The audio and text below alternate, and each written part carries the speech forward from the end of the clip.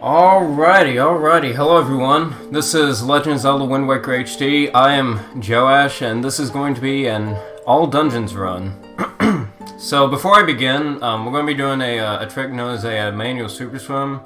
And well, actually, I'll go ahead and explain it as we go through the introduction cutscene. So we'll get started in 5, 4, 3, 2, 1, go. It was indeed a fast intermission. Alright, so for most of the categories in this game, we start off almost every run with a trick known as a manual super swim, and we do a lot of fast swimming in this game. And basically, what this trick is that when you're swimming in the water, every time you turn around 180 degrees, like say you're facing forward and you hit down on your control stick and you turn around immediately.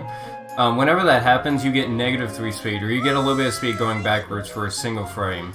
And of course, a frame is every single image that happens within as the video is going. And this game runs at 30 frames per second. So every time we turn around like that, we get -3 speed every frame, but then we lose it. So we can exploit that by going back and forth in the water every single frame and start stacking up that -3 speed to get a bunch of backward speed. And so we're going to do that to skip a bunch of the intro of this game. And so by doing that, we're not going to gain the entire speed when we go to Dragon Roost. But we will gain a little bit of speed to do another trick on top of that to gain the rest of the speed that we need to get to Dragon Roost. And I'll explain more about why we want to go to Dragon Roost Island. And Mr. Alberto, 23, thank you for the raid, and thank you for the good luck as well. Alrighty. So I'm going to have to focus a little bit for this trick. This should only take about a minute to achieve if everything goes well. So hopefully that is the case. Here we go. So if you look down at the rupee counter, if it stays blurry, that means we're gaining speed. If it doesn't, that means we're losing speed.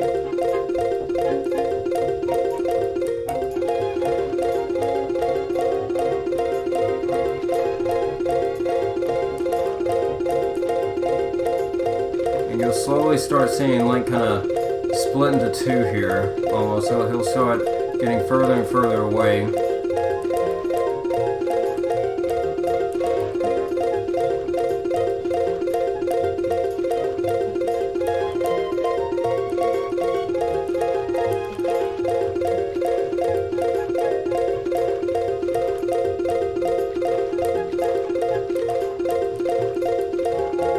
You see me slowly gaining this speed.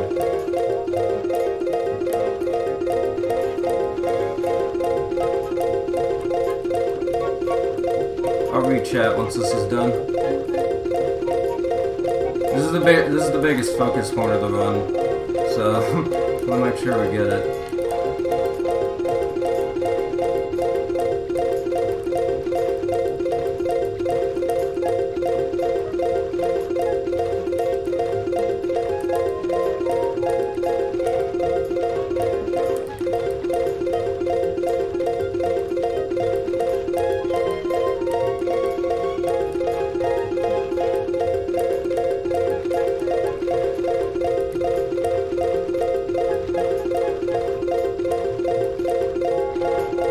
Almost there. I'm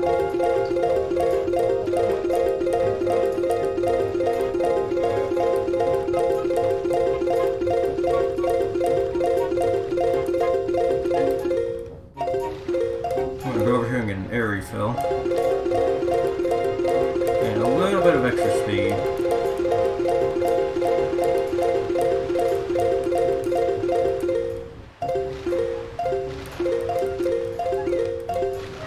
So now I'm in target cam, and I built up just enough speed so that the camera tries to get behind Link, but it fails to catch up with Link's speed. So it's actually like continually going behind Link, which is essentially giving us the rest of the speed that we need. So we're actually, like right now, we're gaining speed just like we were with pause buffering, except without pause buffering. So this gets us the rest of the speed that we need.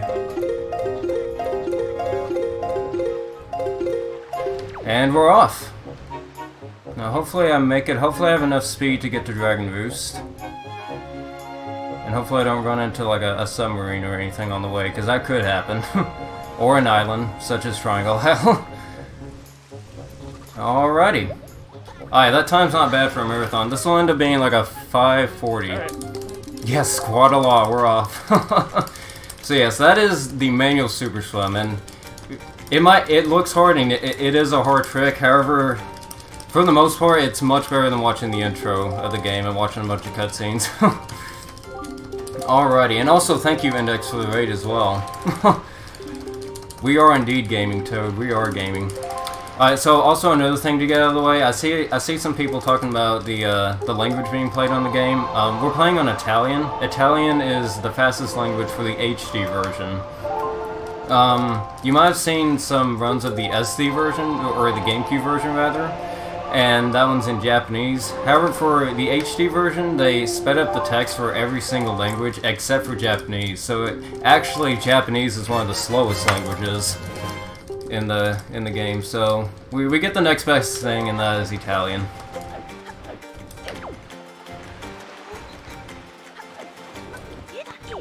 Alright, so we're also gonna skip running around Dragon Roost by doing a few cool parkour tricks. I usually look for when Link hits the edge of the screen sometimes. Like, you can kind of get a feel for it when you see how far apart Link is whenever you're doing the manual Super Swim. And so once you get an idea of that, like when you saw me getting set up for the next part, which was called the upcharge when Link was like facing the camera, I look for if Link is like off, like away from the camera, like off screen, and usually that tells me if I have enough speed. Alrighty, so now we get a little bit of a break from the manual Super Swim, and we watch a few cutscenes. And we're going to be going to Dragon Roost Cavern. We're going to be doing something very special there. Or rather, we're going to be getting something very special that's going to help us for the rest of the run.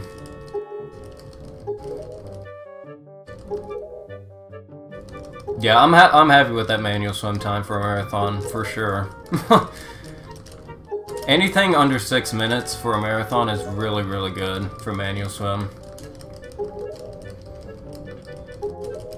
Now, I see some talk about actor unloading as well. If you've seen a run of the GameCube version and not the HD version, we do have barrier skip. However, it is very different from the GameCube version. Instead of unloading the barrier, well, you'll see what we do. You'll see what we do. We will be doing barrier skip in this run to do some special sequence breaks. Thank you for the good luck as well, Azer. Thank you, thank you. Yeah, hope everyone's doing well today.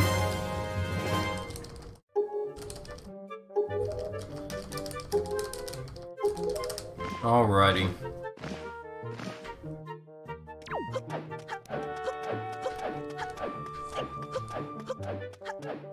We're gonna go up here. We're gonna talk to Medley, and she'll give us a letter. So yeah, basically right now, we're just doing some of the normal stuff that's in at least this part of the game. I mean, obviously, like right now, we've gone well past normal, just from the very get-go. Make sure to optimally equip Tingle Bottle. Yes, we do have to equip Tingle Bottle at some point in this run. Spoilers, we do get Tingle Bottle. Rest in peace, Miiverse. Rest in peace. Alrighty. So, same old usual stuff. Go give the letter to Kamali. He'll read it.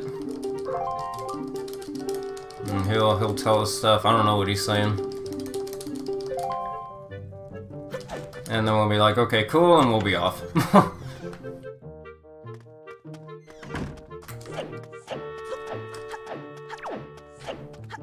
We'll roll on out here. Yeah, it doesn't matter what he's saying either. Yeah. So yeah, no one's going to be giving us any useful information. So no one's going to be telling us how to run this category. So we're just going to ignore them anyways. We're too fast for these people.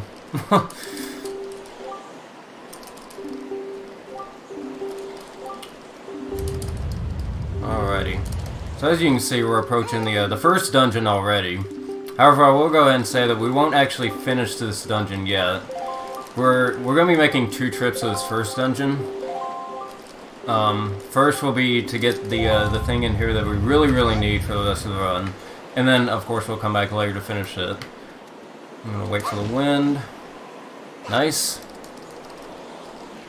Yeah, if they tell us to go fast, then I mean we're already doing it, so so it works out. Alrighty. I also have my own splits on in the background as well, just in case I PB. But I mean, because I mean, you never know. You never know. well, wait a minute there, Joaish. Hold on a second. I have a question. Wait, well, hold on. You don't have a sword, Strimmer. You silly Strimmer. How are you gonna do this dungeon without a sword? Oh man. Wow, I didn't think about that. Oh darn. What are we going to do about this dungeon without a sword? Ah, well, I guess we'll come up with something creative, I suppose. You don't have a weapon. This is a pacifist run.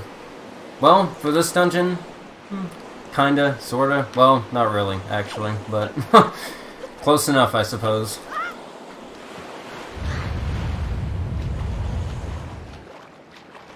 True heroes don't need swords or green clothes. Yes, one of the coolest things about manual swim is that we get to stay in our pajamas the whole run. So this is not a new game plus file where you have your pajamas for the entire game. We just straight up skip the heroes' clothes, the normal green clothes. Yes, real men use wooden sticks. Alrighty. Oh man, Strimmer, I'm kind of worried how you're going to do this without a sword. Alrighty, well, you all played Breath of the Wild, right? You know how they threw you out there without any weapons? Oh, nice bonk. There's one for the bonk counter if you're keeping up with that. Alright, well, I'm going to take this pot, and I'm just going to toss it on over there. Take this guy's weapon. Run over here like this. And we're going to keep from this chest. Yeah, that looked pretty painful. Yeah, that'll be a concussion. You might want to go to the doctor for that one. Alright, whoa, how are we going to get past that wooden barricade? Well, not like that, but... Alright, we'll do that. That did give me a couple of extra rupees, so that's good. I will be collecting some rupees in this dungeon for later. There's one thing we're going to have to buy in this. We'll get a blue rupee there.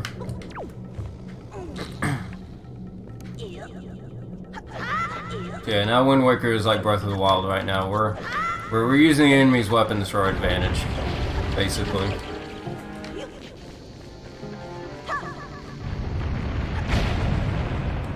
So yeah, this split in general, like us going through this dungeon right now, this is mostly like all movement based. Hopefully, okay. Thought I wasn't gonna clear that lava for a second. There's a lot of movement techniques that we do in this dungeon, just like basic simple movement that all add up. Alright, this is Fred. He's either very friendly or very mean. In that case, he started out mean, but then he didn't attack us. So basically, like, since we have to use the pot to attack him, since we have to attack him with the pot and then take his weapon, what can happen is that he can swing his sword and break the pot. So what we want is for him to not attack. But that time he attacked, but I was able to get the second pot without him breaking that one as well. So that is Fred. He's either very benevolent or he is incurring his wrath on us. That is Fred. We're gonna take another rock. Throw that towards him. Oh, I missed. That looked like it hit him. Come on. Come on. I should've just, okay, I'm gonna go pick up the other rock. Wow, this is, yeah, that's not going well. Alright, come here, buddy. I'll do that. I'm actually kind of surprised I missed him, but that's okay.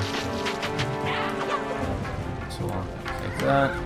Side hop onto this button. Ow. Got one last hit before we ran off. That's Frank, by the way. Now Frank can knock us off this ladder, but fortunately he's a little bit kinder than Fred, so... That is our good buddy Frank. That's his day job, to guard that bridge.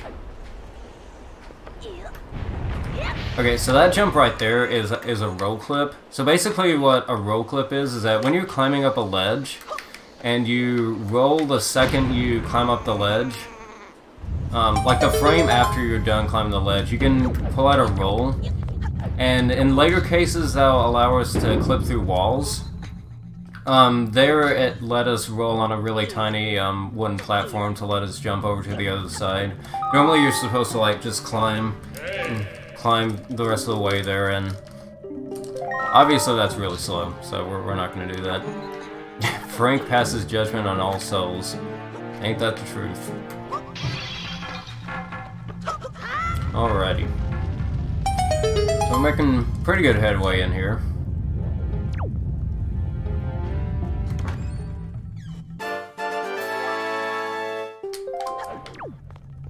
Just head on down here. Also, by the way, you saw us pull out the Gossip Stone and talk to the King of Red Lions there. We don't have the Gossip Stone. However, the Gossip Stone cutscenes are always going to be there, regardless of whether or not you have the Gossip Stone.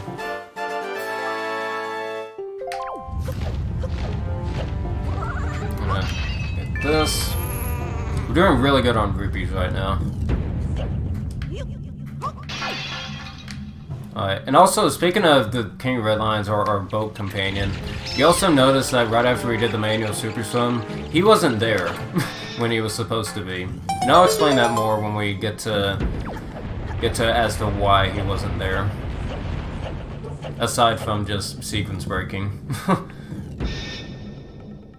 Yeah, we don't know who this boat is. We actually have never seen the boat.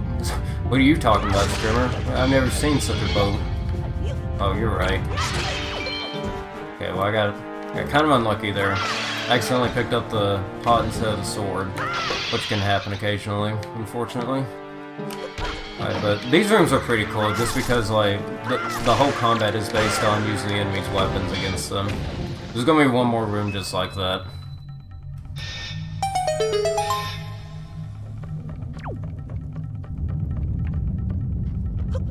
Go on down here. Here's our Magtail friend. I can't remember if we actually named this, if we named him. But if he doesn't attack us, he can actually block our way and just like look at us and make sure we don't get past. I'm gonna blow up that rock. And open up that warp pot. Remember that for later. Because like I said, we will be coming back. Go on in here.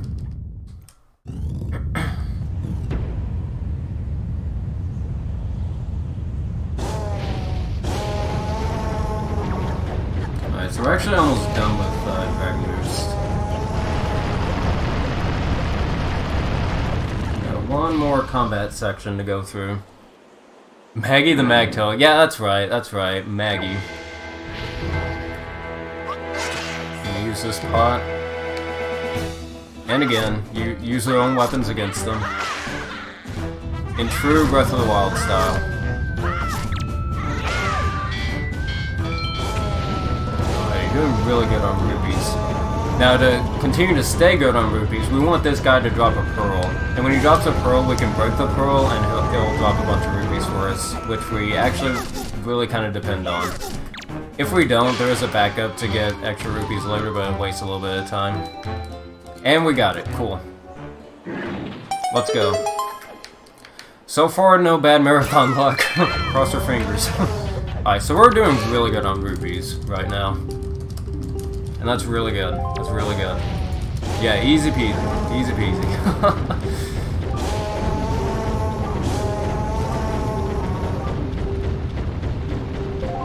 Alright. So now we got the grapple hook. No, wait a minute. Isn't the grapple hook only good for swinging across stuff and maybe taking items from other enemies? Well, it is true. However, in the HD version, Nintendo goofed, basically. So, okay, whenever you have a first-person item, such as the grapple hook, basically what happens is that they added the ability to move around in first-person, and, well, let's just see for yourself real quick. Whoa, wait, how'd I get over there? Whoa, whoa, whoa, whoa, oh man, oh no, what happened? How in the world? Streamer, I thought you had a pause buffer to swim. Oh man. Okay, so whenever you have a first one, well actually let me explain this first. We're getting to the part where some things are kind of overlapping and it takes a lot of explanation. So right here, these moblins will catch you if you don't have a sword, regardless of if you're in the Forsaken Fortress or not. So they actually threw us into the Forsaken Fortress. So there is that. Okay, so whenever you have a first-person item, just like the grapple hook, for example, on the HD version, they added the ability to like move around with a first-person item, but they didn't program it well, and so if you, for example, hold forward, pause, and then hold slightly in the opposite direction, well, then you get that. You basically, the math is incorrect, and it instead gives you a whole bunch of speed. In fact, you can charge this up long enough for the game to crash. But fortunately, we don't need to charge it up for that long anyways. Uh-oh. Okay. Almost messed that up. Okay, it's fine. It's fine. We're okay. Alright, but wait a minute. Why am I going to watch this cutscene? So, this cutscene is very important for later. It may seem useless for us to just watch this cutscene, because, I mean, obviously watching cutscenes is slow. But trust me, we'll get back to that later, so keep a mental note of that for later. And off we go. Yeah, this is also the item sliding playground, because we just do item slides all over the place here. We can also hit target to fling ourselves to the left. Dean! And here, like you can just see from what I'm doing here alone, just how many uses we get out of item sliding. Like, but item sliding is one of those things that's easy to learn, but it's hard to master. Because item sliding is, while it's simple, like it is just basically gaining a bunch of speed. There are a lot of techniques with it. Like it's so cool and so unique. Item sliding is never useful. Yeah, you're right. Thank you, Dean, for the good luck. Thank you. Thanks for stopping by, dude. Alrighty.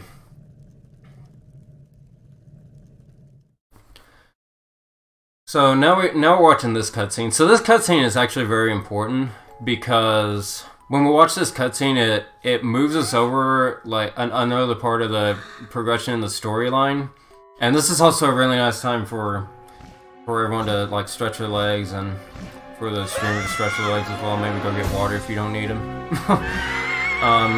But the reason we watch this cutscene is to advance the story a little bit more. Remember earlier when the King of Red Lions was not there for that one cutscene right after the manual Super Swim? Well, this spawns the King of Red Lions in the game, and even if we in any percent, we never sail. We never sail once in 80%, but we still need the boat because there's a cutscene where we're in the boat, and if we don't have the boat spawned into the game by watching this cutscene, then the game crashes. But why do we know a boat? Spoilers. Oh no. So yeah, the thing about Wind Waker is that we do a lot of sequence breaks, but there are some certain story sequences that we have to go through in order to beat the game, just because of how the game is built. Because this game has what's called animation sets. It has animation set 1 and animation set 2. And so animation set 1 is where all the cutscenes from the first half of the game reside, and then once you watch a particular cutscene in mid-game, it swaps the game over to animation set 2. So for the cutscenes in the later parts of the game. And so basically what that means is, say you're in animation set 2, or actually say you're in animation set 1, and you watch like one of the cutscenes in game, well, the game will actually crash if you have the wrong animation set. So that's why later on we're gonna watch another cutscene to advance the animation set for later cutscenes. Streamer, why did I watch the Gossip Stone? Seemed like a waste of time. Stay tuned. Cody, thank you for the good luck, dude. Thank you so much. Yes, for this cutscene though in particular, this spawns our boat, and now we know who the boat is. So there you go. There is our boat, our talking boat companion. We can't understand him either, but he's probably telling us to go fast. He's telling us about Ganondorf. He's telling us that we'll be able to stop our timer whenever we defeat Ganondorf. And so he's continuing talking to us, yada yada yada. More cutscenes.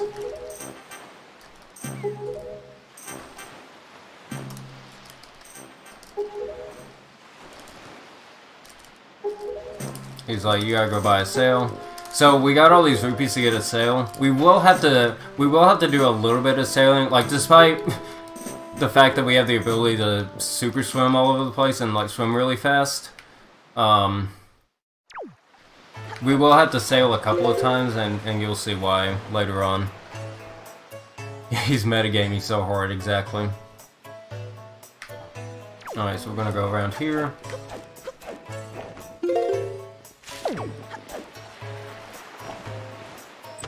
And in the HD version exclusively, like in the GameCube version, you can just go buy the sail without having to get the Tingle Tuner. Well, the Tingle Tuner in the GameCube version. In this version of the game, they actually want you to rescue Tingle before you get the sail. So you have to rescue Tingle to get the sail. If that wasn't the case, then we wouldn't rescue Tingle because he gives us the Tingle bottle, which allows us to draw pictures for Miiverse. However, since the Switch came out, Miiverse shut down, so this is a totally useful item. Just totally useful. Be much better to have the Tingle Tuner, but it's all good. It's all good. Got a nice little bottle, a little message in it that we can't read. But you know what? It's okay. You want me to equip it? Alright, I will equip the Tingle bottle. Just give me one moment. Yeah, I gotta equip it. I gotta equip it. That's very important. Oh, nice. Oh, nice. So sometimes when you item slide up that ramp, for some reason Windfall just eats you up and just crushes you like that. I don't know why. It's a weird angle for that. Look at that! Look at that!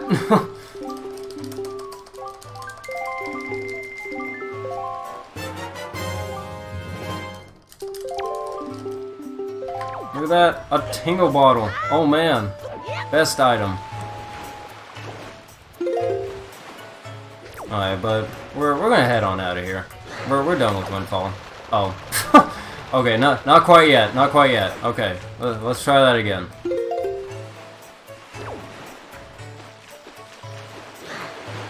And we're off.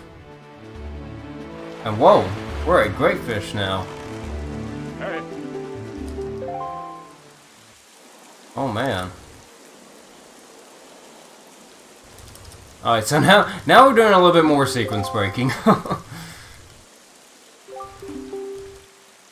Unfortunately, we did not get a soft lock. There is a very rare soft lock here, which I probably should have safety saved before, but I didn't think about it before.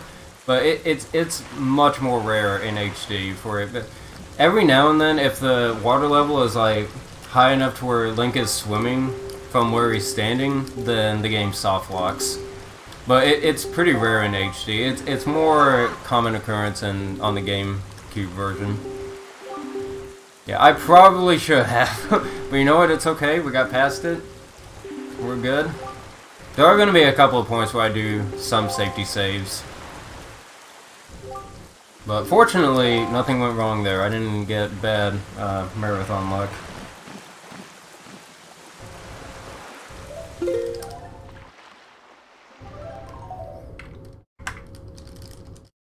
Yes. That is correct, Go-Go. It's that thing, basically. Alright. Also, I forgot to mention this before, but you notice whenever I'm saving and quitting, I'm not ending up back in the area that I was in before. Well, basically, since we did the manual Super Swim, our save and quit locations are kind of messed up, so... Like, before we did Forsaken Fortress, we would always spawn on Outset, and now we always spawn on Windfall. Okay, going to do a roll clip there. Gonna go through here. Do that. And that. And we're in. So, we can't just walk through the door there because of the password. And in order to get the password, we would have to watch a cutscene in the bomb shop where you're, like, hiding and watching the pirates, and they tell you the password. Well, we can do that trick by clipping into the pirate ship and just getting behind the door. Because most loading zones, most doors have a loading zone behind them, and if you can just get behind the door, then you'll be able to just go through. So, you also saw me do another roll clip. I mentioned before, a roll clip is when you climb up and roll on the frame after you're done climbing up, and that'll allow you to clip through walls, such as what I did there. And that was actually a pretty good clip too, so I'm pretty happy about that. Guess we're gonna do this rope game. Hopefully I don't miss this. It's kind of risky. Oh no. Okay. I figured I might have missed that because I was a little bit high on that rope, but it's all good.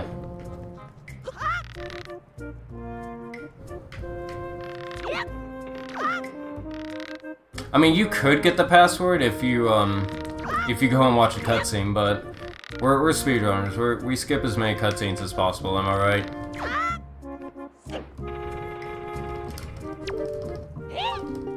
Oh yeah, and you also can't guess the cutscene, because I'm pretty sure you have to watch the cutscene for it to actually work. And the password changes on every file. So like in Glitchless, for example, they have to pay attention to what the password is. They can't just guess it. They have to actually watch the cutscene. Alright, now we have bombs. And bombs are going to be very, very useful throughout the entire run.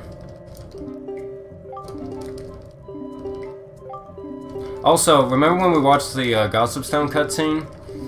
We watched the Gossip Stone cutscene to have this minigame played. So, before you watch that cutscene, then the cutscene that... Then the minigame on the pirate ship that gives you the spoils bag, happens. But when you watch that cutscene, it changes into, minigame 2, which has bombs. So we watched that cutscene so that we would play the bombs minigame so that we can get bombs instead of a spoils bag. Also, I turned on hero mode because, you know, this game's pretty easy. So, but maybe I should just turn on hero mode. This game's pretty easy. We need a little bit of extra difficulty, am I right? Alright, we'll save the bottle later. Alright, oh no. Whoa, Strimmer, what are you doing? Whoa, Strimmer, whoa, Strimmer, no, come down! What are you doing? Oh no. Oh no. Oh no. Oh no, Strimmer, what's happening? What are you doing? Wait, where am I? Also a little bit hard to see during Endless Night. Oh, here we go. Okay, I took a little bit of a weird path getting here, but we're here. Alright. Oh no. What's going on?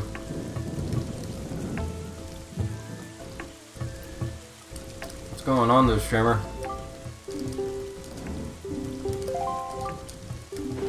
Alright, so now... We're actually getting ready to do, to complete our first dungeon here pretty soon. Yeah, no, I better be careful not to die. Hopefully I don't die. Oh yeah, also hearts do not spawn in hero mode, but we take double damage. Alright.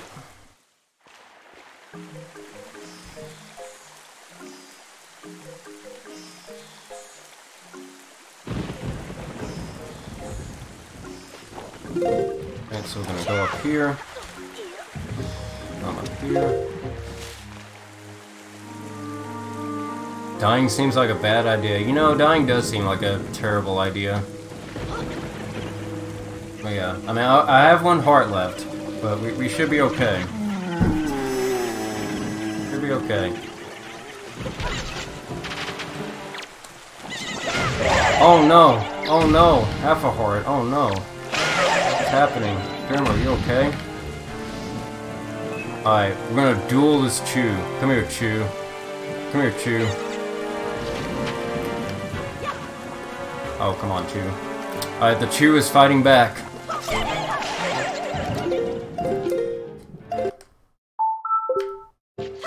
Oh no, we died. Oh no. Oh no. Oh rip. Well, the run's over. Thanks for watching, everyone. Okay, no. So, okay. So what actually happened there? I know, come on, man. Why you gotta be so bad? Yeah, every time, dude. Every time. Oh, man. Oh, man. Well, I guess we'll go back and try again. We can't let that Chew get the best of us. Let's go back. It's kind of slow. Where am I? Okay, there we go. Also, I have to... Whenever you're approaching main islands, you have to kind of approach them a little bit slowly, because if you go to any island too fast... oh, yikes. Calm down there. If you go to any island, too fast, the water will actually unload under you and then reload in as it's trying to load the island in. And you actually lose all of your speed because you'll fall out of the water for like a frame. So you could actually end up just outside of the island, just barely out of reach, and just not be able to make it. Okay, well, I got full hearts this time, so maybe we'll be okay. But wait, there's Koroks here. And there's this thing. Whoa, what's going on? The Chews are gone. Oh, maybe we'll be okay anyways. Okay, so what I did was I actually did a cutscene skip. I died whenever the cutscene started, and that allowed me to skip a cutscene. But the cutscene started, and since I died in the cutscene and since the cutscene started, it thinks that I also finished the cutscene, so it went ahead and just assumed that we watched the whole cutscene. Alright, and I'm also gonna be fancy here and skip a bulb. Look at that. Boom. Look at that. We're so cool. Alright, so now we got Leaf. Now we can float around. We're also still on hero mode. I've not had an opportunity to turn off hero mode quite yet. We're gonna use Leaf.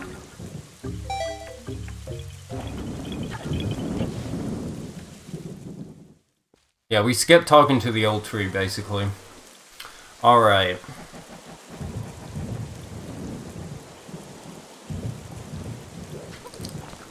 We'll do an item slide here. Hopefully we make it. Alright. Just barely. Okay, nice. Yeah, so that cutscene skip, for all dungeons it saves around 20 seconds.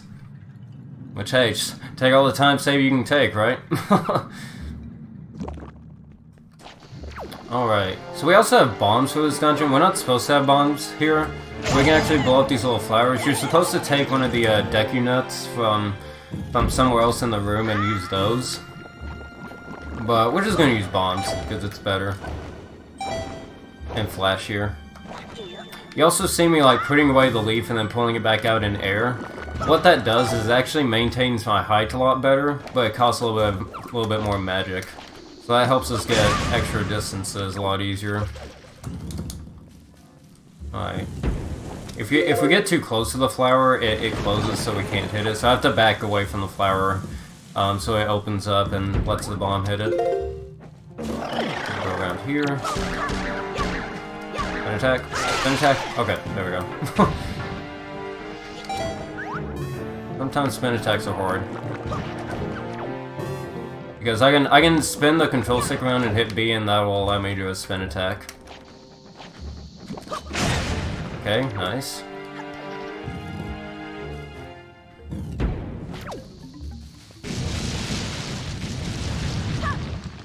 Alright. Unfortunately, we do have a sword here, unlike we did in Dragon Moo's Cavern. But that is very helpful, at least.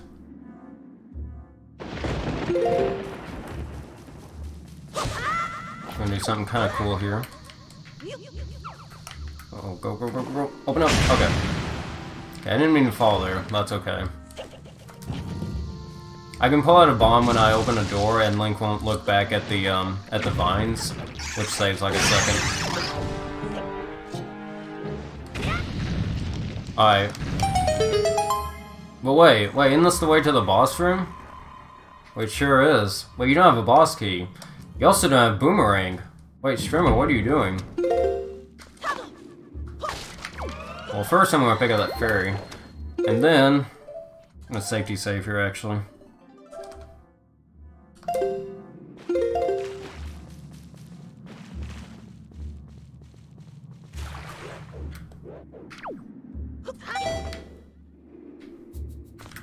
I'm gonna go over here. We're just gonna go around and you know what? Who cares about the door? Yeah, no, I'm throwing for content, I know. Yeah, before I die again, exactly. Okay. So we did that.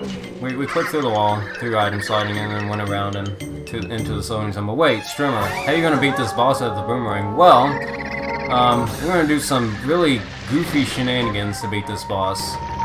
If you've seen a run of the GameCube version, you may remember that you throw bombs under him and let the bomb kill him. Well, that was actually patched in HD, so instead, we gotta do this.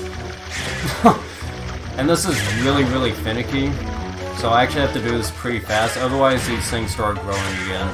So if I take too long, then I have to like try to catch up with them as they start regrowing. Sometimes I can get a double hit, which really helps. Let's see, as we're gonna keep going around here.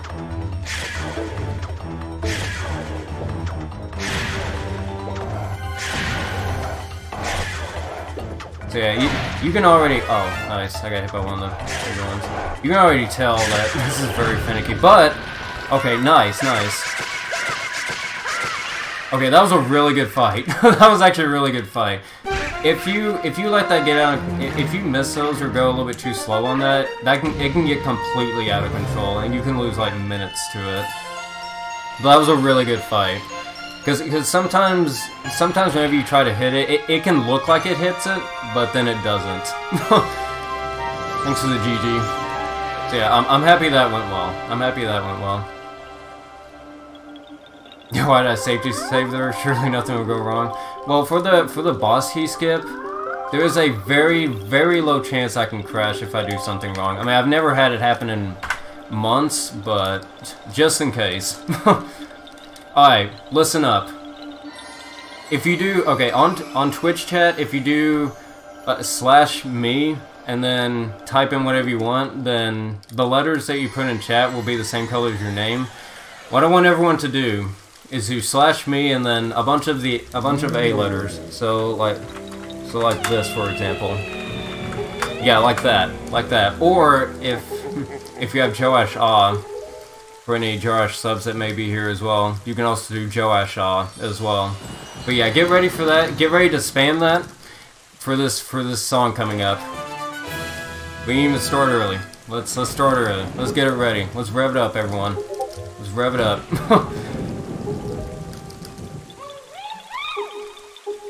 Keep it coming. Keep it coming. Keep that energy coming. Yes. Yes. Keep it coming. I'm going to join in too. There we go. Keep them coming.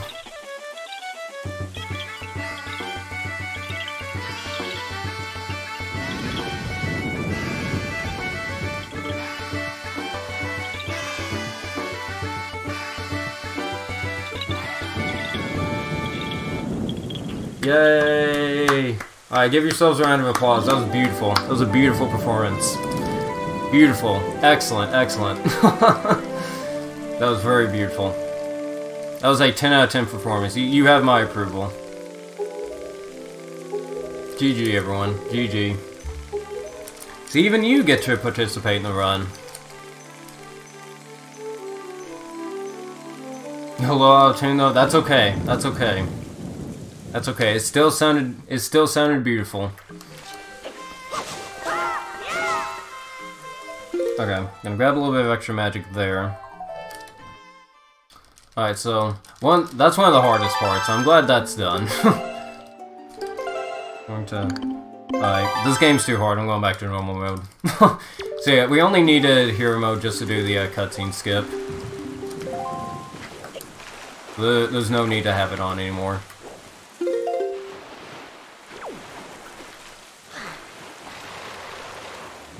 Alright. Oh, whoops. Okay, there's an example of if you go into an island too fast. There is an example of going into an island a little bit too fast.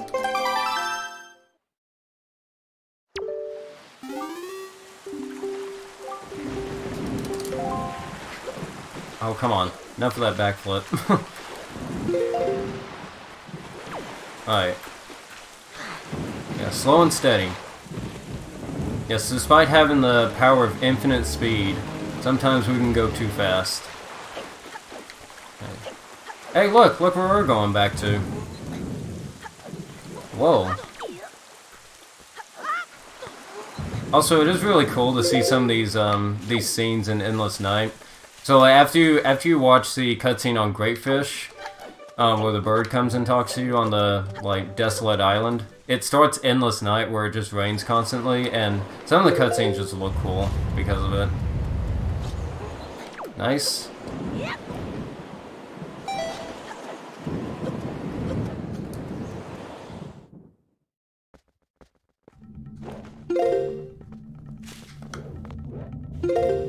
Go over here. Get on this thing.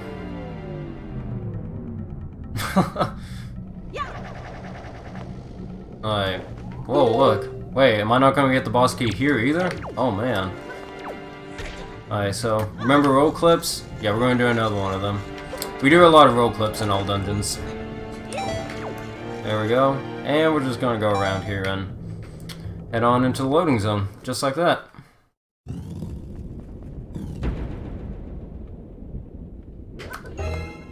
Alright, time for a totally exciting boss. This boss is unfortunately not the most exciting boss.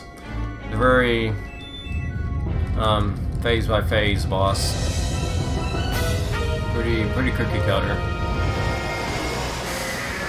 But there are some interesting things about this fight though. There's a couple of interesting trivia about this fight, which I'll mention here in a second. The cutscene boss, yeah, that's pretty much what it is, unfortunately. Yeah, we're gonna have to do that 3 times, and then we'll just straight up fight him with our sword. Alright, so what's gonna happen is that he's going to push the rock up, like back onto where Valu's tail is.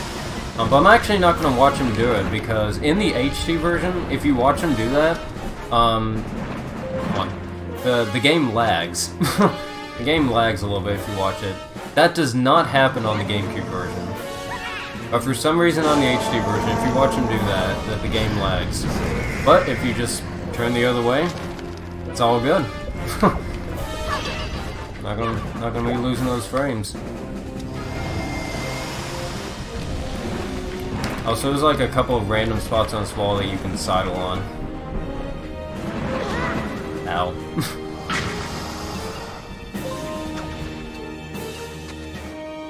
His GameCube is greater than Wii U. In this cutscene, maybe.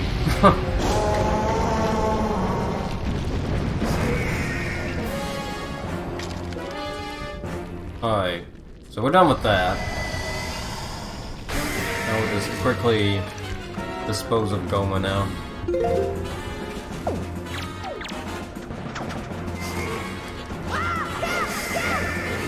It is also worth mentioning too that in the HD version you can do a jump attack and then a quick spin immediately afterwards, and that actually does a ton of extra damage. That technique doesn't work on the SD version for whatever reason, but it works really well on the HD version. It's extremely OP.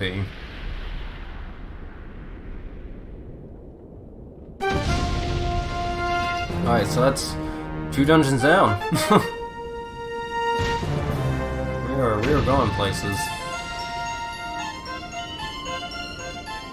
Yeah, it works on the GameCube version, but it just doesn't do extra damage like it does in the HD version. It's a lot more smooth looking. It's smoother looking too on HD.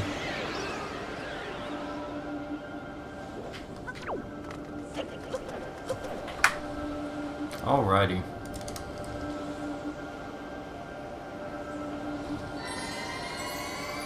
Yeah, and that too. Most enemies do get knocked back as well. Solar Cell, thank you for the raid party of 18. Welcome, welcome everyone to Wind Waker HD. You are just in time. For a cutscene! Yay! No, okay, you are indeed just in time for an exciting run. We have just finished 2 dungeons. We got 4 left to go, and that also includes the last dungeon as well. Thanks for the good luck, Sand Atlas. Alright, Index, good luck on that. Hope the food is good. Thanks for the good luck. Alright. And it's supposed to be day here. Why is it raining? It's really ruining the mood. Yeah, I know, it's unfortunate. So much rain. It'll never stop. But yeah, again, the rain is here because we watched the cutscene on Great Fish, which activates Endless Night. So like no matter where we go, it will always be nighttime and raining until we finish that sequence of events. Which we are actually going to do right now. So it will no longer be dreary and rainy and sad.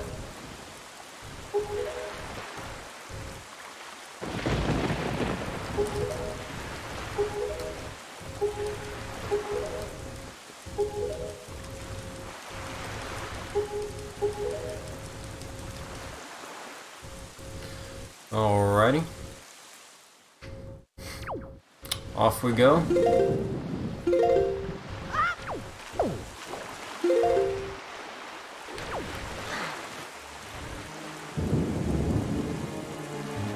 And yeah, again, some of these islands are really hard to see during Endless Night. Especially these like triangle isles that we're going to now, because they're really, really small. So you have to really look out for them, and especially know where they are on the map. But even like if you know where they are on the map, it still can be hard to find at first whenever you're like first learning this game.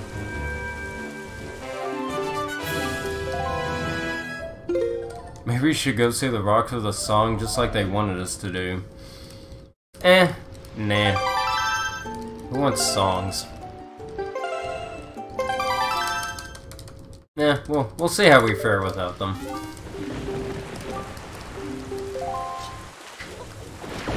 Alright. Come on. There we go.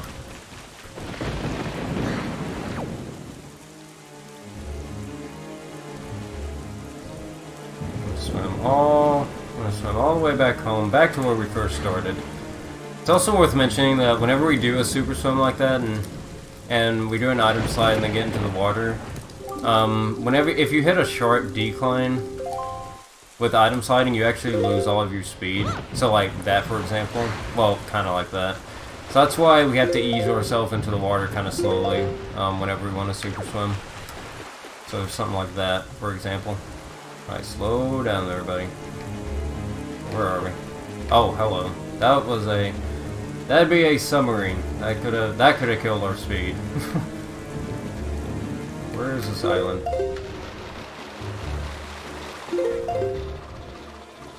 I'm lost. Uh-oh. Oh, here it is. I found it. Yay! We found it.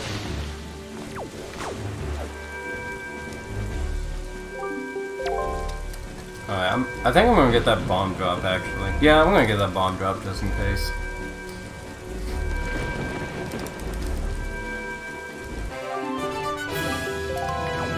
I'll pick this up. Alright.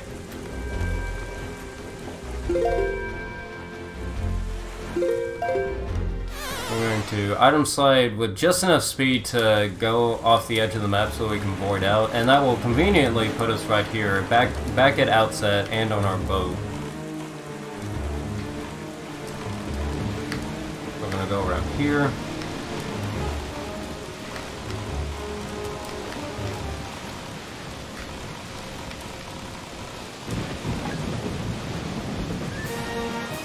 gonna blow this door open. Dark cannon.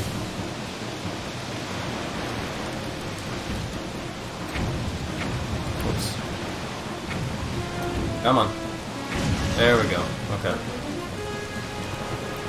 I usually try aiming at the cracks, and usually that blows them up a little bit quicker.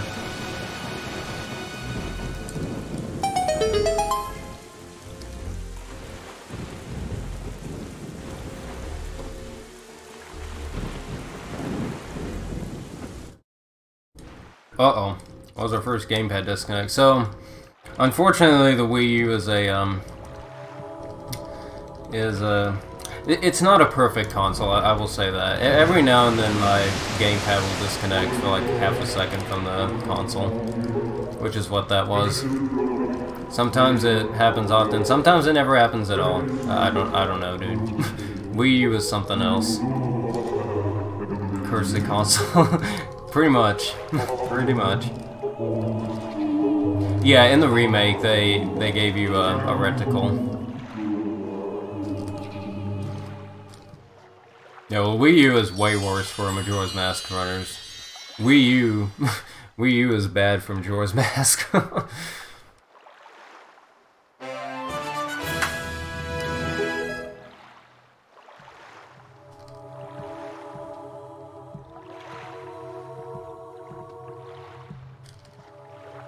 Alright, so that also ends in this night, so it will no longer be raining constantly. So yay!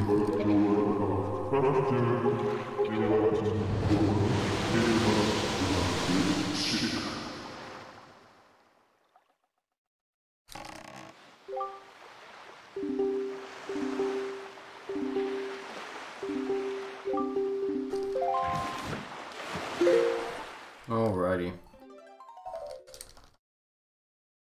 So I'm gonna do that, this is a little bit faster to get back on outset.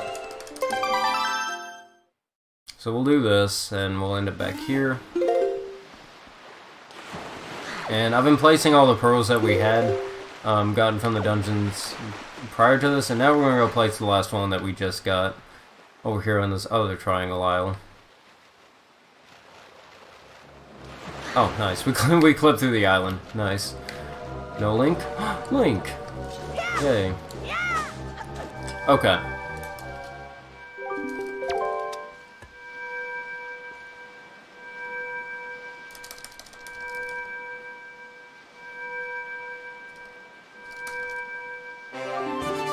Alright, so now we have the longest cutscene without any inputs. This is like a 1.5-minute long cutscene, so there's nothing much happening. This is basically going to bring up Tower of the Gods and get it up and going, get it up and ready, so we can do our third dungeon. So for this cutscene, for at least for the remainder of this cutscene, if there's any donations, or if you need to go get some water, get some food, and come back, then yeah, we got about a minute or two before we get back to gameplay. So if there's any donations, then that'll be cool.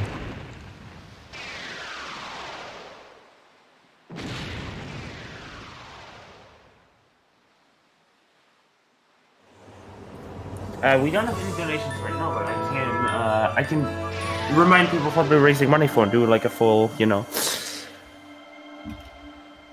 what charity we're raising money for, etc. What they do. If you want me to do that, how much time we have? For the run, we have about let's see, about 2 hours left. A little under 2 hours. For the cutscene, we have about 30-ish seconds. Okay, sorry, I just accidentally made a mistake. Okay, 30 seconds now. We'll wait until a better opportunity. Okay. Arises. I do not want to interrupt commentary. Oh, that's all good. Alright, so now entering into Tower of the Gods.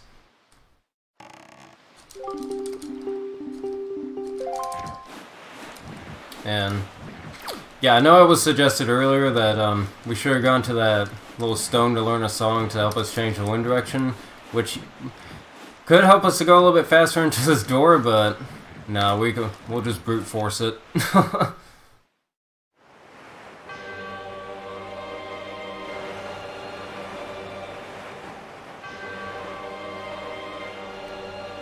so we're gonna go over here. Remember this first floor, we had to go put the statues on each side of this so you can make the waterfall disappear? Yeah, that was fun, wasn't it? No, it was so fun that, you know, maybe we should just skip it. Nah, it was no big deal. So here I'm doing a ledge clip. If I put the bomb near the wall and then climb the ledge and move towards the bomb, it's actually gonna... Oh, nice. Not exactly what I wanted, but we can just back it up here. But we can basically have the bomb push us out of bounds, and that allows us to clip through walls. So we're gonna take this statue, move it on over here.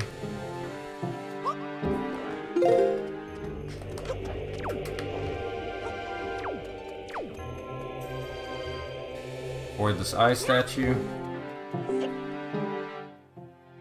Now, it's a little bit harder, but you can do an item slide without pause buffering, which I'm going to try to do here, to save like half a second. I got it, nice. It was a little bit hard to see there, but I did have an unbuffered item slide there.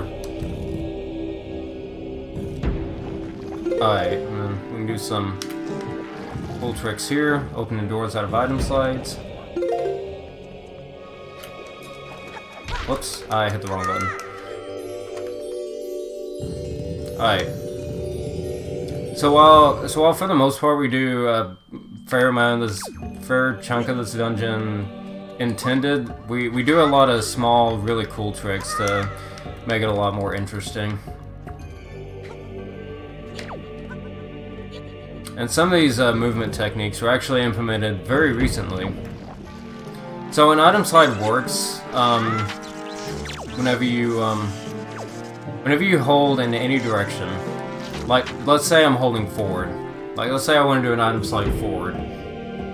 So I'll hold forward, I'll pause, and then hold slightly in the opposite direction, or ESS position in the opposite direction, and that basically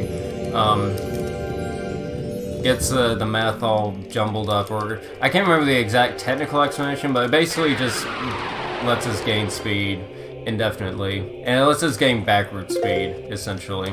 Unless you hold forward, just like I did there, to go into positive speed, which lets you run forward. It's really complicated to explain like all the technical things about item sliding, but basically it allows you to go fast, and it allows you to do a bunch of jumps, and allows you to super swim.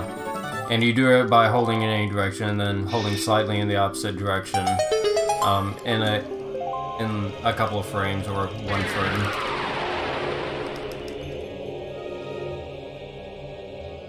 That's usually why we pause buffer it too, to make it consistent.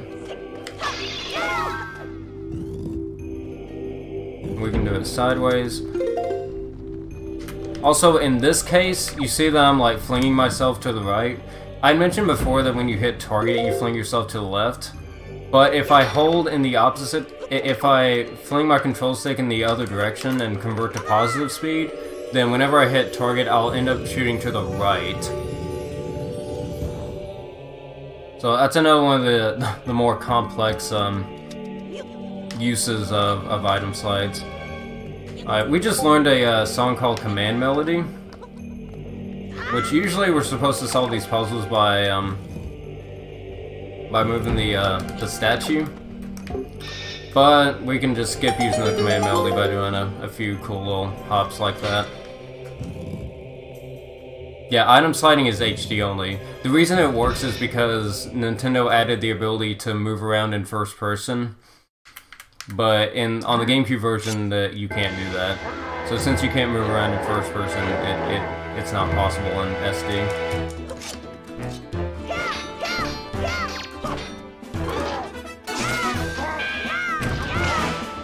Alright, so you notice I hit his armor a little bit, but I didn't actually break his armor. And then once I hit him from the back, it tore his armor off.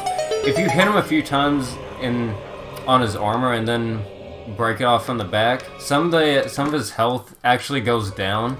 So what happens is that his health will go down, and when it hits 0 while his armor is on, it'll just break the armor. But if I can take some of that, if I can take some health off from the armor and then break it from the back, then he actually keeps that little bit of low health that I took from him, so that I can just finish him off right then and there. Oh, I hit both of them with one arrow. Nice. Uh-oh. Okay, there we go. Saved it. Also, side hopping while holding a statue is faster, since we can't roll.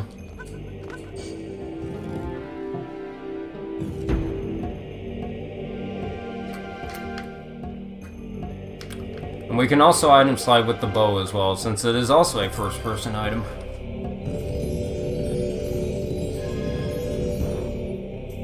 And yeah, and you notice that, like, I'll be charging it while I'm in first person, but when I actually start moving around really fast in third person, that's when I stop gaining speed and start slowly losing speed.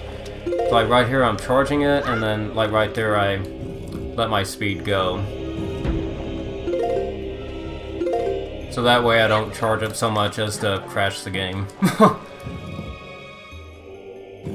Nice door.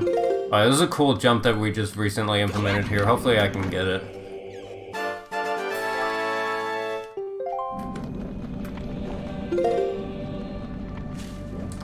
I got it. Nice.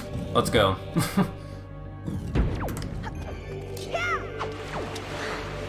Usually you can also just jump down and void out, which spawns you back at the door. But you can also do that to save a second or two. So there you go. We'll go up here. These keys are one of my greatest adversaries. They can really troll you in this room.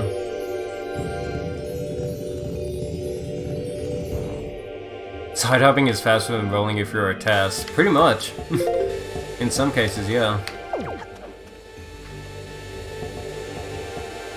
Alright, so again, we skipped command melody by item sliding past past the lasers.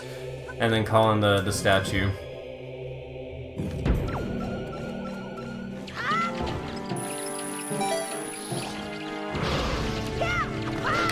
Okay, I'm gonna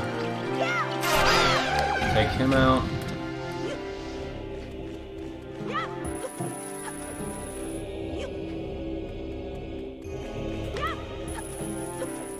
I'm gonna take this statue, and I'm actually gonna throw it onto the other one while standing on this one. And then go over here, pick this one up, and be on our merry way.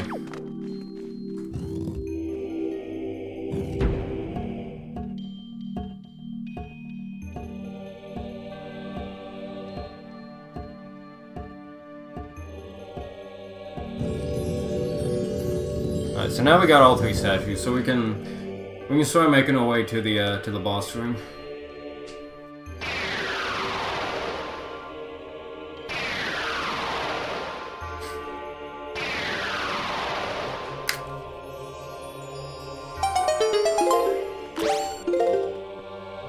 Come on, go. Uh-oh. Okay. I tried to do something cooler, but it didn't work out, unfortunately. Come on, go up there. Get up there.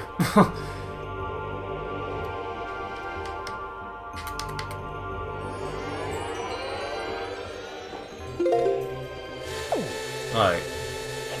Cool. We did another item slide through those lasers.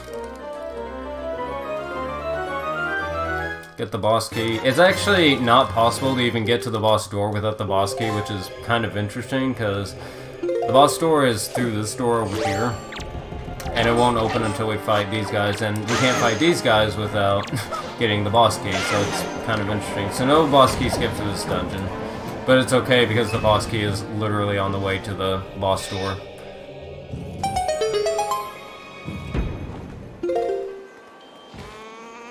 Head on up here. We're gonna be moving while this little camera panning cutscene is happening. Get hit by a laser, it seems. And then head on up here.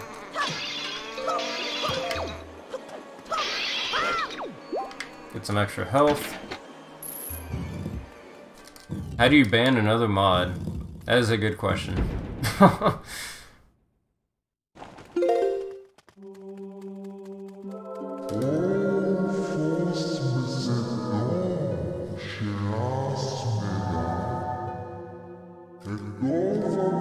So here's another, like, kind of cookie cutter boss fight, except a lot more interesting than Goma, at least.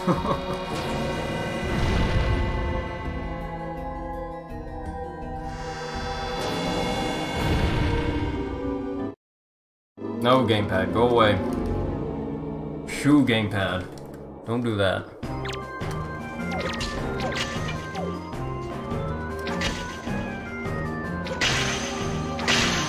Okay, good.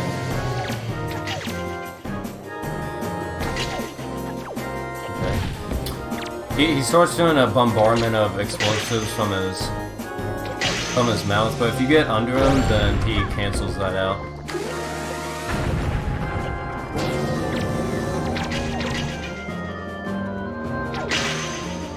Okay, good.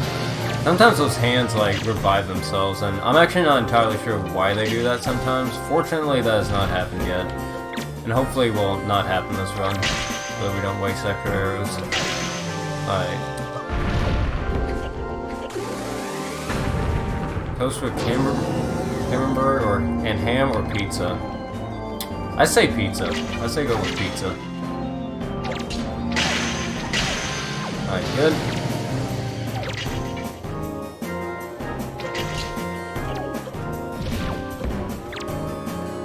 Oh, it's a random timer? Oh, yikes. So it is kind of random, then. Okay. I actually did not know that. Wow. Even the streamer is learning stuff. Okay, I'm out of arrows. Good thing I don't need any arrows right now, but I will need some later. But fortunately, I'll have a drop later that I'll pick up to get more arrows.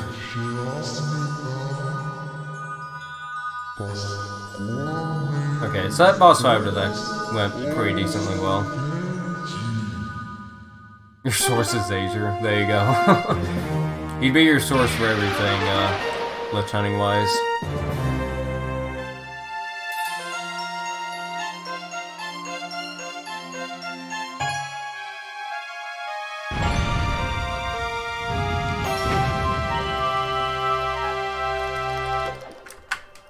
Alrighty. So that's 3 dungeons down. So we've gotten pretty much everything in the first half of the game done. Now we're kind of moving on to mid game. All right, time to ring the bell.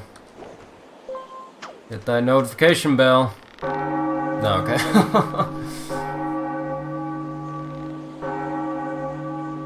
Alright, so watch. We're ringing the bell right now, but in this next shot, you'll hear the bell, but the bell's not ringing. The bell wasn't even moving in that one shot. It was a little bit quick. But basically, you could hear the bell, but the bell wasn't moving at all.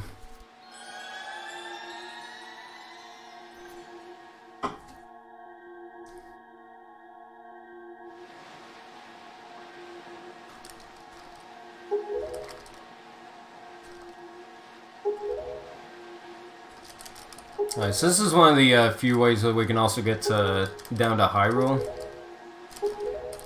And in this certain version of Hyrule, we'll be able to get the Master Sword. And we're going to be getting the Master Sword, well, we're going to be getting the Master Sword next.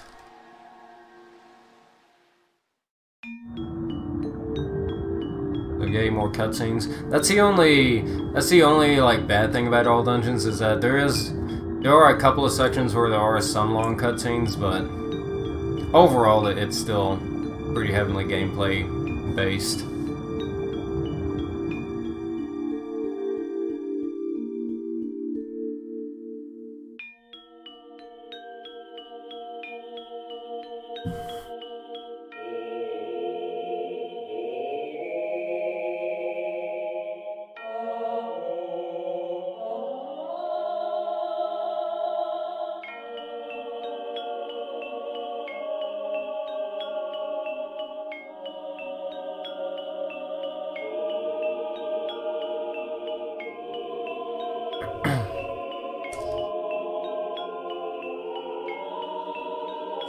Alright, also, our castle seems to be standing pretty well on that really terrible foundation. It's just barely hanging over the lake.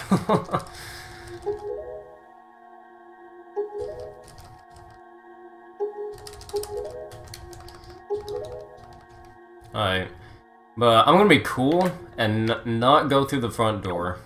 So you see that front door right there? Yeah, we're not gonna go through there. Instead, we're just gonna clip through here. And oh, actually land into the loading zone, nice. So the reason I go behind instead of in front, if I go through the front door, there's a long cutscene of it. Oh, nice. Nice, we clip through the stairs. If we go through the front door, there's a long cutscene of it painting around the room. But if we go through the back here, we can skip that cutscene and it's slightly faster.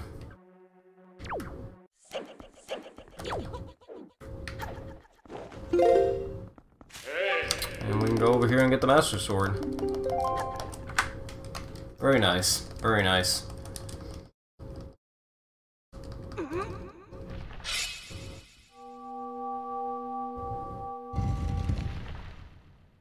Alrighty. So that is the first part of the game.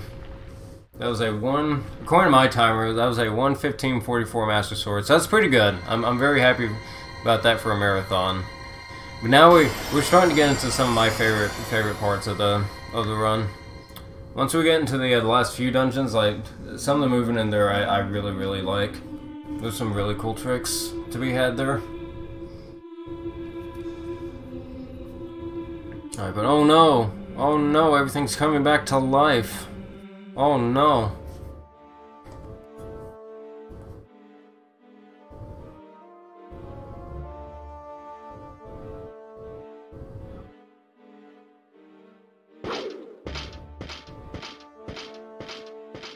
Oh no. Yeah, tough battle incoming. Alright, we gotta fight all these guys. Oh man. Because in order to get past them, you have to fight all these guys. Scary monsters and knights, yeah. I mean, fortunately we got this Master Sword here. Don't need this little simple sword we found in the middle of nowhere on Forsaken Fortress.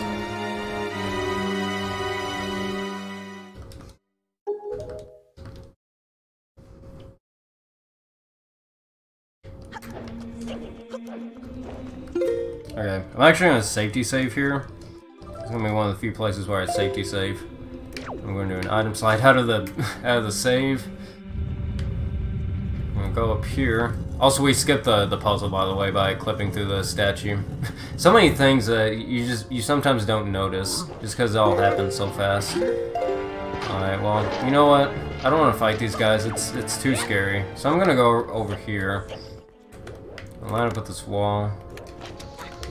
Clip out of here.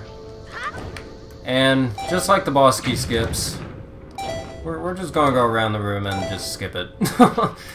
So we'll just leave those monsters and knights to do as they please in there. Alright, and here comes barrier skip, the legendary skip itself. Okay, so for barrier skip, I'm gonna pull my Wind Waker here. You see I'm getting hit by the barrier. I need to pull my Wind Waker at a certain time, and it'll cancel the knockback, so like right there. And then I'm gonna look up here. I'm turning off gyro because it's very specific. I'm gonna look at a very specific spot up here. Oh, almost had it. Think that's it? Okay. And now that I have my spot, I'm gonna item slide. And hopefully through this little crack in the barrier, we'll clip through and we'll be good to go. And that is barrier skip, ladies and gentlemen. That is the legendary skip that took many years to find. It was first found on the HD version. On the GameCube version, they actually unload the barrier, just making it completely disappear. But in this one, of course, as it goes in most HD runs, we just item slide right through it. The myth, the legend, the skip. Okay, I'm gonna get a little bit of extra magic here. Alright, so now we're in Ganon's Tower, but wait, Strimmer. You haven't beaten all the dungeons yet. What are you doing in here? That's a good point. That's a very good point. Yeah, it's incredibly precise, but once you get it down, it's actually... Oh, nice. It's actually very easy. once you get it down. Okay, I'm going to do an alternative method of this. Let's see, right there. Also, same thing here with the trials. Oh, well, I guess we're not going to skip it. We have these trials right here that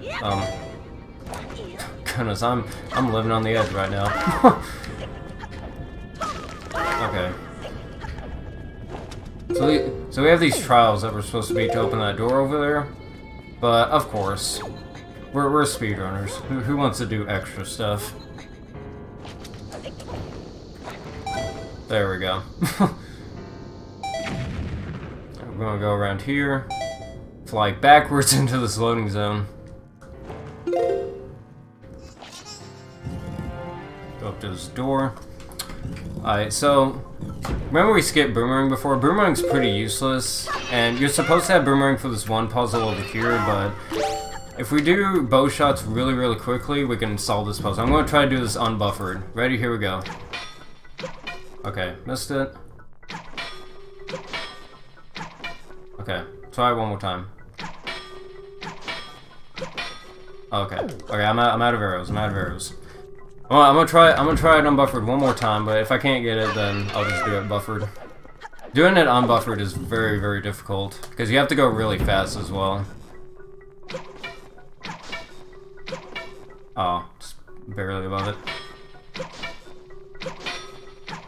I got it. That's unbuffered. Let's go. I was really hoping to get that in a marathon. That's a lot easier if you pause buffer it.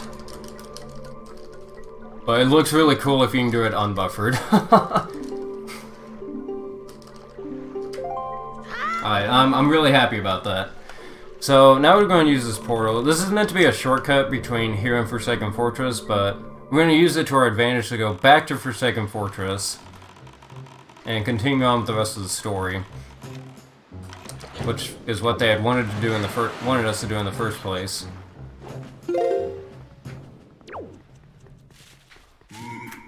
Gyro controls seem to make it harder. It is harder gyro controls, but it's a lot easier with gyro controls because, like, not having gyro, it's very hard. It's very, very precise to do it without gyro. In fact, that trick is impossible on SD because of no gyro on the GameCube.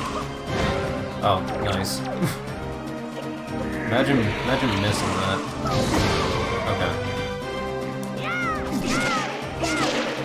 Yeah, it was day for like 5 seconds and now it's not. Okay, I kinda wanted him to spawn behind me, but that's okay. Oh wait, what happened? There we go, okay. There we go.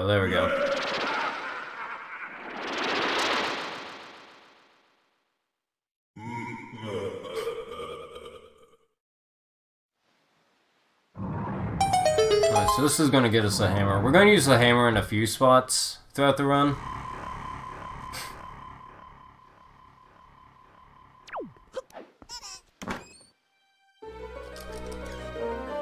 Yes, we are killing the frames and saving the doggos at the same time. Good doggos.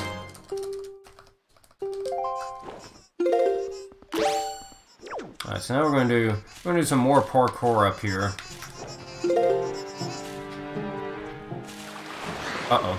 If I go too fast up there, then that sometimes happens, where I clip under the flooring. Go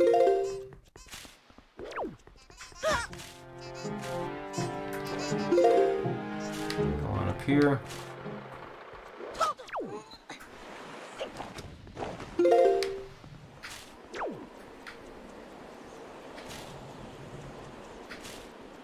And on up here. Oh, nice. Okay, cool. Way undershot that.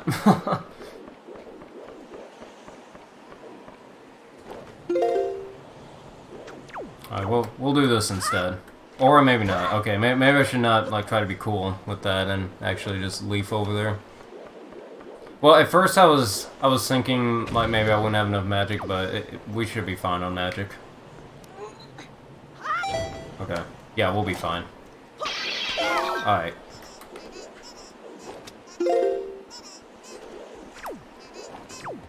Oh, whoops. Okay. I wanted to do an item slide like to the hammer peg and hit the hammer peg out of the item slide, but I got caught on the stairs. Which sometimes that happens whenever you get caught on. Sometimes whenever you approach the top of the stairs, or of any stairs really, while item sliding, sometimes you get caught up there.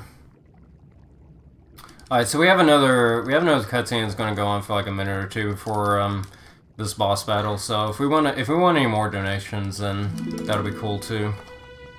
Oh, wait a minute. Wait, what happened to Discord? Oh no. Uh-oh. I think I accidentally just popped out of Discord. Okay. Hi. I think I accidentally popped out of Discord. Oops.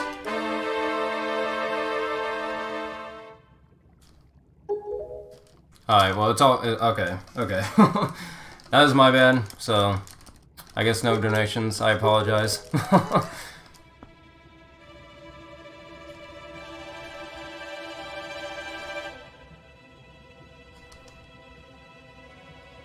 How do I join back in, George? Yeah, this is actually a very important cutscene. We cannot beat the game without this cutscene. Because like watching these cutscenes here is what transitions us from animation set 1 to animation set 2.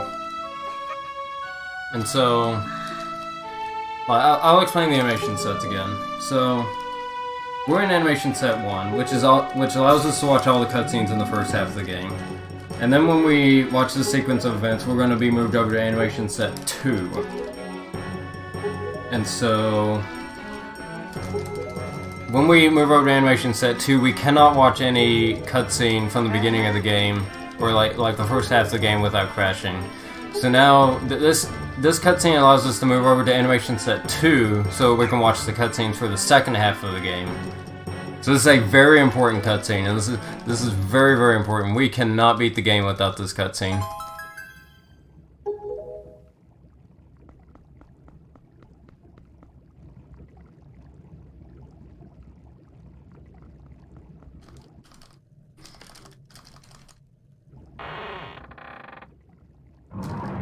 Oh yeah, you might have also noticed that that Ariel just kind of flew backwards away. So, for some reason, one of the pirates does not appear until you watch a certain cutscene on Outset, but since we skipped that cutscene, he never appears. And that pirate is Gonzo, and just like Alberto said in chat, Gonzo is Gonzo. Ho ho ho. Alright.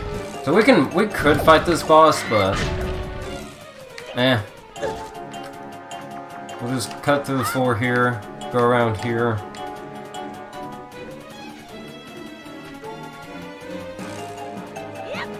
Go over here, and look at that, we're already past the barricade for the boss. Just go in here and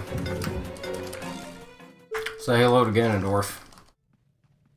Also, for some reason, in this particular cutscene, even though we skipped the hero's clothing, it gives us the hero's clothing for this cutscene, and only this cutscene.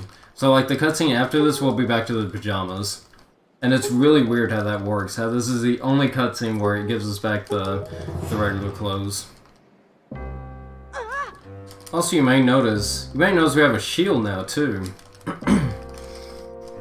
So, basically, we have a shield now in this cutscene.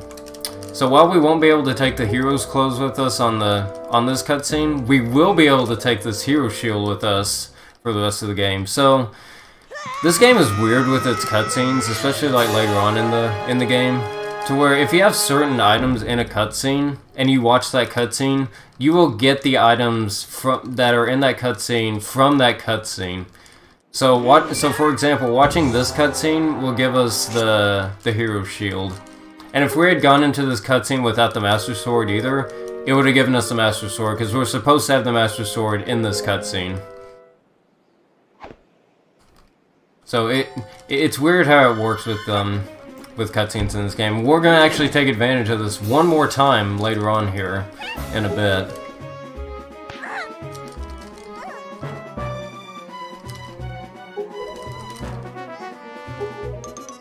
Like, being able to get items from cutscenes like this is very, it's huge for the routing of this game.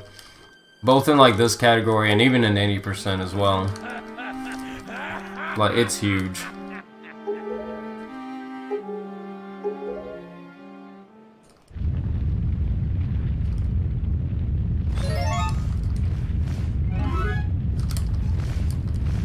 Alright. We got the rescue squad out. We're ready to attack again. We're ready to take them down.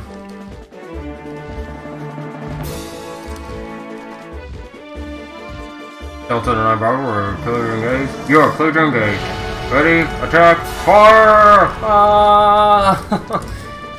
Alright, Ganondorf's dead. That's the end of the run. Thanks for watching, everyone. Okay, no I'm kidding. No, spoilers, Ganon is not dead yet. Affirmative, you are clear to engage, you are clear to engage. Fire away.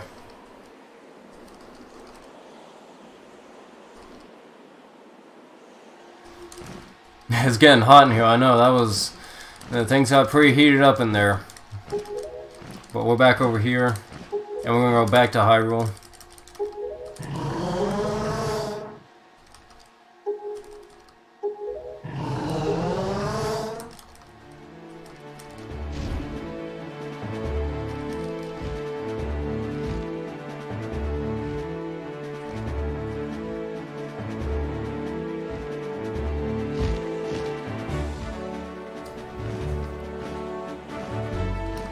Alrighty. So remember that place where we did barrier skip again? Or where we did barrier skip? Well, we'll be doing barrier skip again. So not only will we be doing the legendary skip once, but we actually do it twice in all dungeons. We do this mythical, historic trick not once, but twice in all dungeons.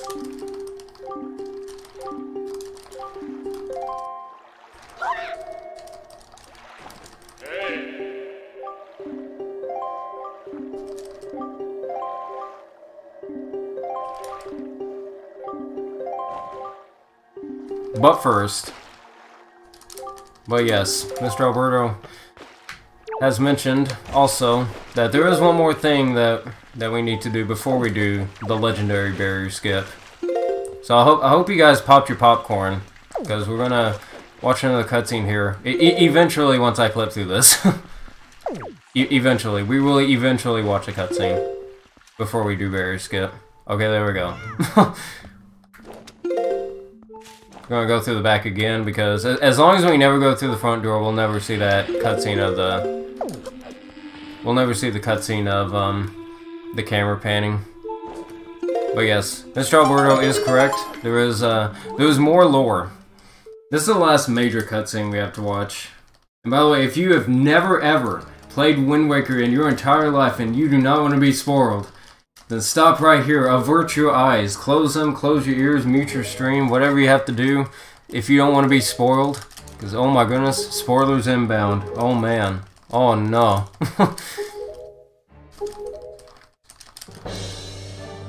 Yeah, this cutscene will last about a minute or two, so if there's any donations, then now would be a good time. We have about a minute or two before we get back to gameplay.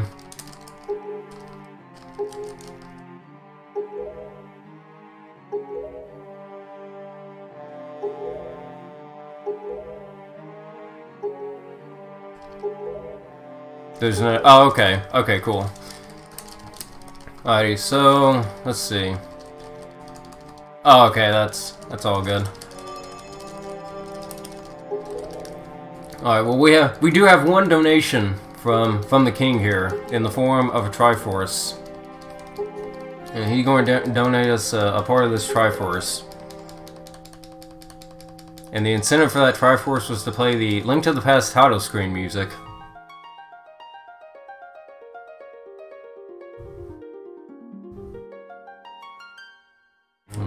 Okay, secondary warning. Spoilers inbound. Oh man. Man, what is it? What is it? Oh my goodness. Whoa, spoilers. Oh man. The king is the boat all along. Okay, no. No way, I never saw this coming, dude. My mind is blown. I could have never seen this coming. Wow. Oh my goodness. Yeah, George got it. Oh man. You are correct, George. The spoiler inbound. Yeah, I'm sorry for all those people that I just spoiled this game for. I'm so sorry. You thought that guy was Zelda? Oh, well, that is the plot twist. That is the plot twist.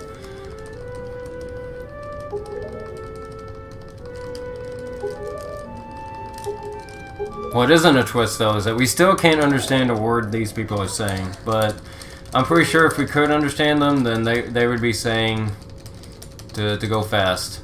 And speaking of going fast, I wish we could do that, because that looks very fast. So if you wonder how we super swim to all of these places, and yet somehow a boat still seems to catch up with us, that is how, right there. This boat did not need a sail this whole time. He did not need a sail. It was all a ploy. Mamma mia. Yes, Zelda said Mamma mia. Yes, Zelda is a grill. Yeah, there you go. There you go, Alberto. Alright, cutscene over. Going back into the gameplay. We're going to lock Zelda up, I guess, in here. No food. I mean, there's some water down there, but I don't know, dude. I don't know what to tell you. Alright. Alright, now we do the legendary barrier skip one last time. So once again, we cancel getting damage from the barrier with the Wind Waker if I can time it correctly. Come on. Come on. Come on. Come on. There we go. Okay, I'm getting this corner again. Look for that spot. I look at the top left of the screen at that little Triforce thing or whatever, and when I find a specific spot on it, that's when I know I've got the right angle, and then I can just do the item slide, and we're good to go. There we go. Yay! We made history again. Yay! Oh, whoops. Okay. Okay. And now we're back in the Ganon's Tower. Get in there, buddy. I'm gonna turn gyro back on, because for the most part I prefer having gyro on, because it makes a few things a little bit faster and just more efficient and easier.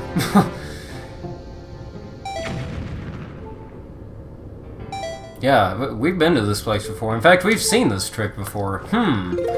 What are we doing here now there, Strimmer? Wait a minute, Strimmer. You haven't beaten all the dungeons yet. What are you doing here? Well, there are a few things that we want here. Namely, first of all, these light arrows. Wait, Strimmer, how are you gonna know the maze? Well, fortunately for us, the maze is the same every time, so we can just go through the intended path if we have it memorized. Just go here. Come on, go. Alright.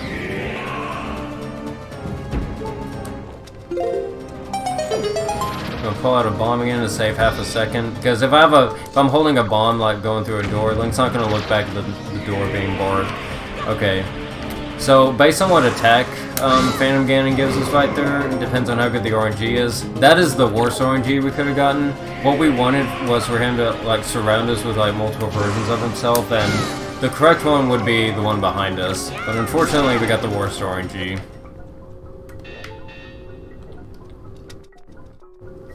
Yeah, this is how the route for AD goes, and it's super cool. It's really, really cool.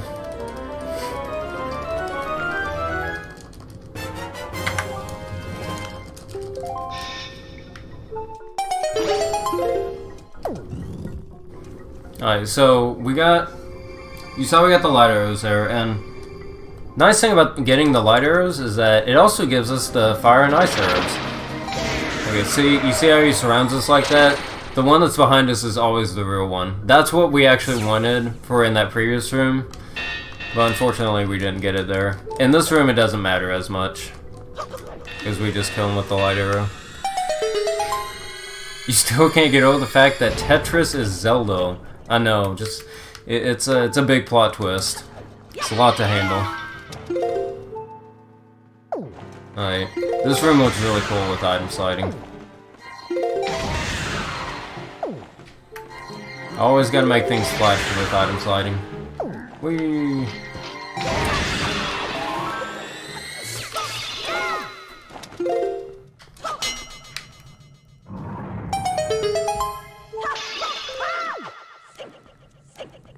Alright. Wait, whoa, Streamer, why are you going to the final boss? I thought you really haven't beaten all the dungeons. Oh man, I forgot Earth and Wind Temple, dude. Oh, darn, dude. Well, we might as well just watch this cutscene then. I mean, I've already dedicated to watching this cutscene, so... oh well. Wait a minute, though. Wait. Do you notice something different with Link, though? Do you notice anything different with Link? Well, whenever we see him again. Something seems different. Huh. Interesting. Do you know what it is? Something seems different. I just can't quite put my finger on it, though.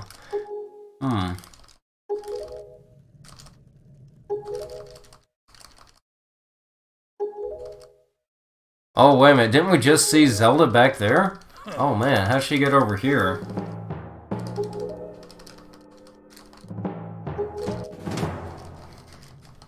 And now Ganondorf's yelling at us and we have no idea what he's saying.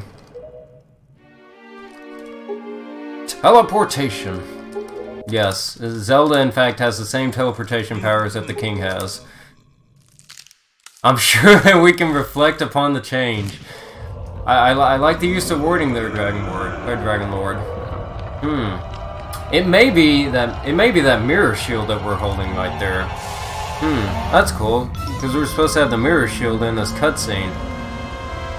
Well, too bad we don't have the actual mirror shield. That would be that'd be really nice to have the mirror shield right now. Alright, well. Alright, this boss is really hard, so watch this. We're gonna do a really cool trick to beat him.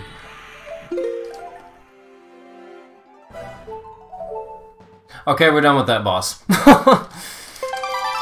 Alright, wow. Whew, that was hard. Dude, that was... I was like... My heart was pounding. Whoa! We did get to keep that mirror shield. Oh, man! Wow. Wow. Okay, well, you know what? That boss is really hard, so I'm actually gonna leave. I'm just gonna leave. Because I just remembered we have 2 other dungeons we have to beat. So let's go ahead and take care of that. So yeah, so in all seriousness though, I went in to watch that cutscene because you're supposed to have the mirror shield in that cutscene, and so since we're supposed to have the mirror shield in that cutscene, it just goes ahead and gives it for us. Alright, so now we're going to go take care of a few things, get a few other items. One of the items we need to get is the power bracelets on Fire Mountain, and since we have the fire and ice arrows, we can go do those now. And I want to try to like land inside of the island with a certain speed of my super swim as it's loading. That would be preferable. So we'll see if we can do that. We're going a little bit slow here, so I'm going to I can make it, but I want to try to show this off. Also, I can't see. It started raining, I couldn't see anymore. Okay.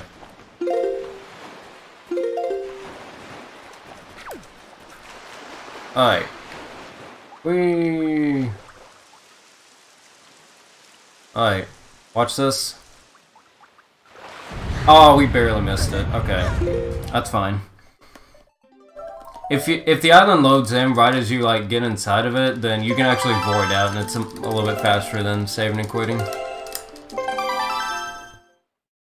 Yeah, turn back to night after being day for like a couple of seconds.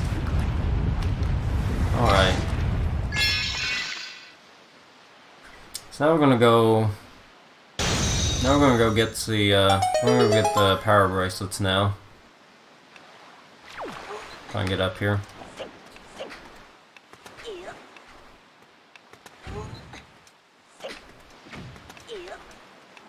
Do some unique maneuvering up here.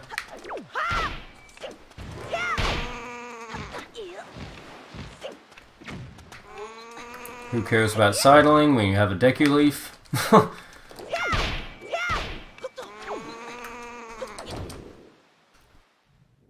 Alright. Well, I hope we make it in time. We got 4.5 minutes to get the power bracelets. I hope we make it in time. And I'm kind of scared.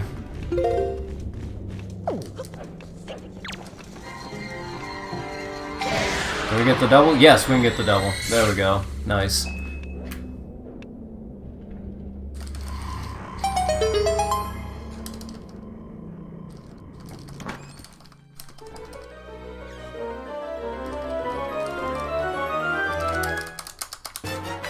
And there we go.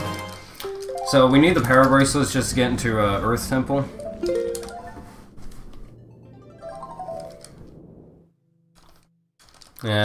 And also to beat the boss in Earth Temple as well. Okay, but now we're still here. However, since we can't ease into the water like we can in other islands, we can't super swim off of here. So we're going to do what's called an island hop. But there's a really easy island hop by clipping through this wall, and it's just going to conveniently put us really close to Dragon Roost. And if we're really close to Dragon Roost, then we can save warp here.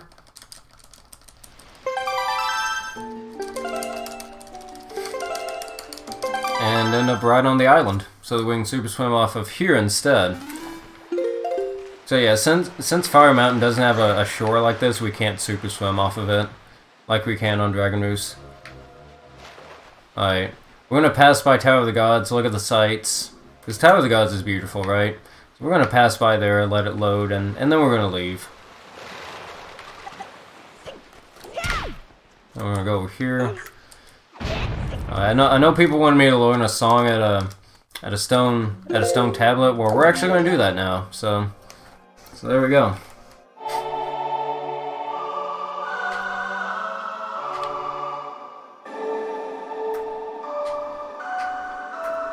Alright, so the reason I passed by Tower of the Gods is that because the way they handle the cutscenes and how like events trigger is kind of weird. So like after we watch the cutscene with the big spoiler, you're supposed to go and watch another cutscene at Tower of the Gods, and then that's gonna allow you to.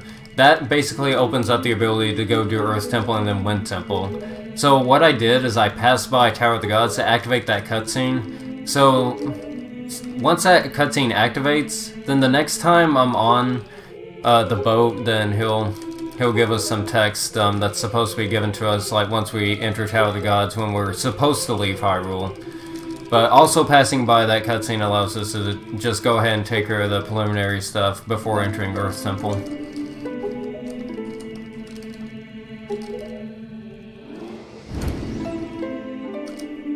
Alright, so we learned that song.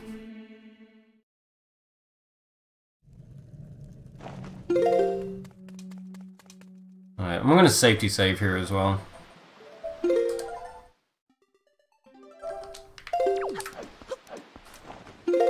Just because, like, if I mess up some of these swims, then it could be really bad.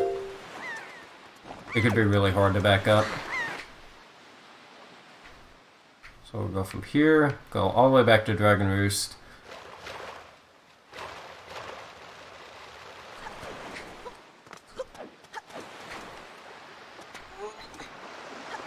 I'm also going to attempt to do a really cool item slide that we just implemented like a few days ago.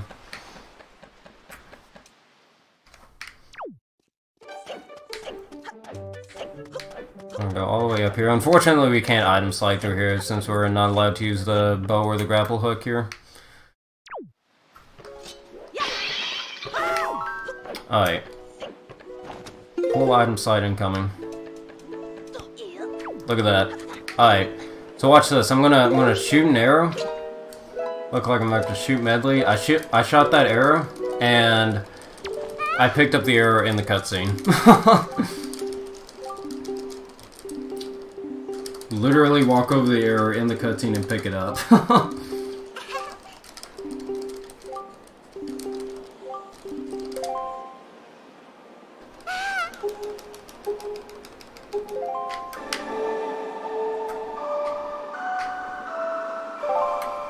Alright.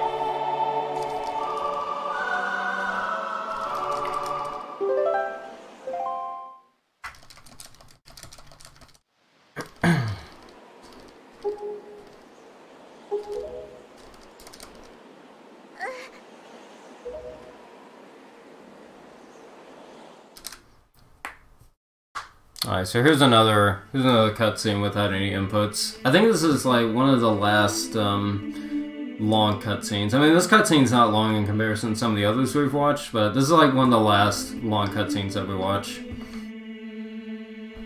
Except for the one like near the end. There is one more like near the end that's a few minutes long. Otherwise, this is one of the last ones. Because we're going to pretty much be doing Earth Temple and Wind Temple basically back to back.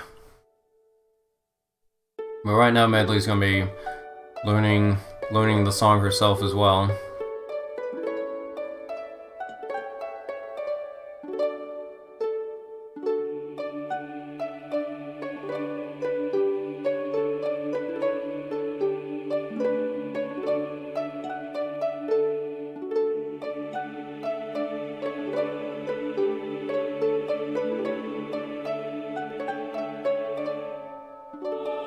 Beautiful.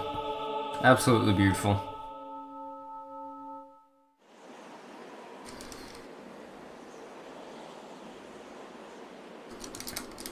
Also, I should mention that not only did we get the mirror shield, we also got the fully charged Master Sword, which is basically the reward we get for beating both Earth and Wind Temple. But that's going to be kind of important to note later, and it's going to lead to something kind of amusing later on.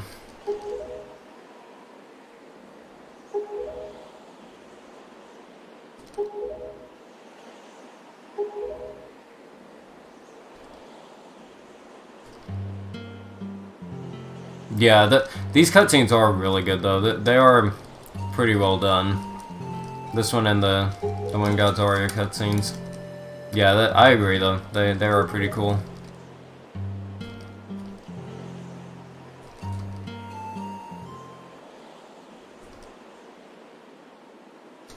Alright.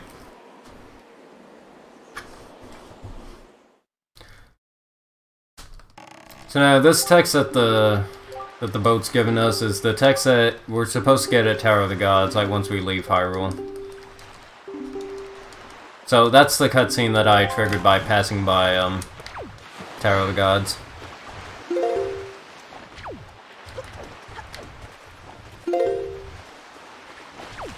Okay, I'm gonna try to do something really cool here. Hopefully it works out. Alright.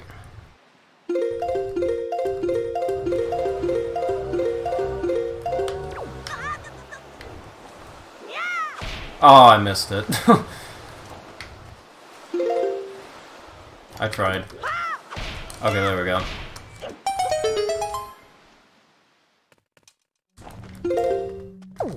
Yeah, best case scenario, you can hit that rock from with the hammer from the super swim, from like the initial super swim, and it looks really flashy.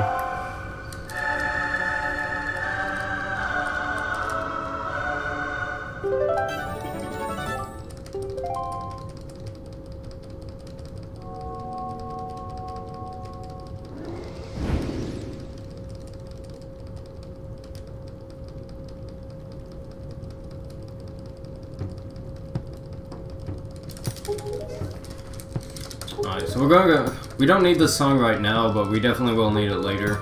And it's just more convenient to get it right now as opposed to later. Getting him losing his mind is your favorite? Same. That was an excellent scene.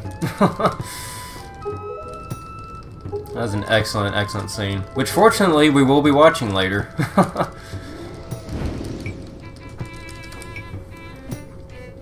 Alright. So we got that. Now we're gonna go get one more thing. Then we're gonna get one more thing before we actually start, before we start Earth Temple. I'm gonna do a safety save here too.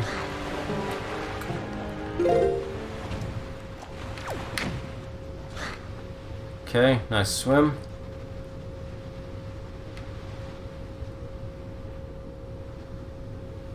Nice. Now we're gonna go ahead and go to Ice Ring. Let's go get the iron boots. I'm gonna climb up here. Oh no, we're frozen solid. That's okay. Now we're okay.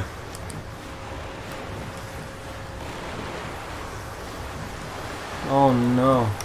Fortunately, we can warm ourselves up with these fire arrows.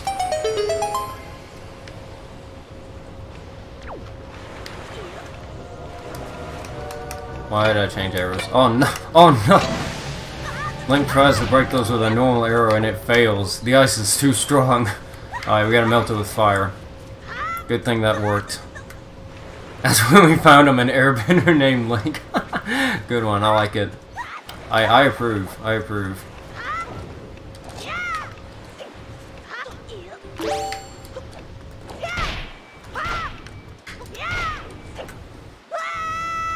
Alright.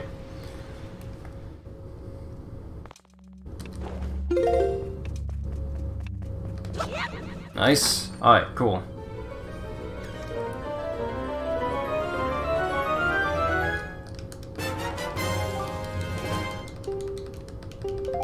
Alright, now we're gonna do another island hop. This one's a little bit more specific.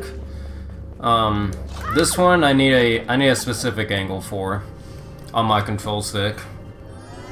That was a nice ring, yeah, nice pun. That pun was cool. No, okay. So I'm gonna do a safety save here, and I'm gonna get in place. This is pretty precise, so hopefully it goes well. Look at my controller here. Hopefully this is the right angle. Okay, not bad, not bad. I'll have to do a backup menu, so I wanted to do this for too terribly long. This won't be like in the beginning where it lasts like more than a minute, but I do need to gain a little bit of speed just to make sure we get over there. This wasn't too bad though, this wasn't too bad.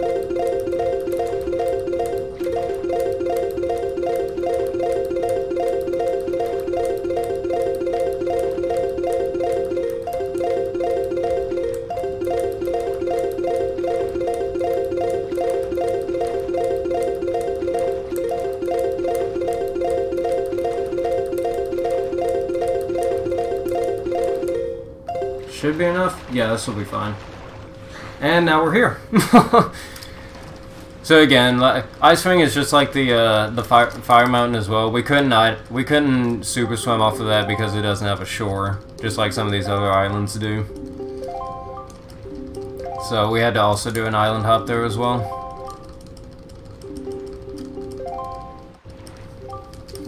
Okay, fortunately that didn't go too terribly bad. We got pretty close. You can land directly onto the island as well.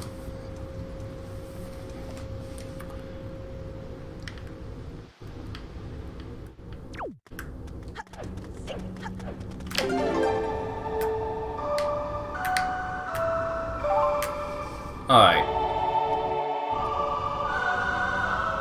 So now we're back to doing dungeons.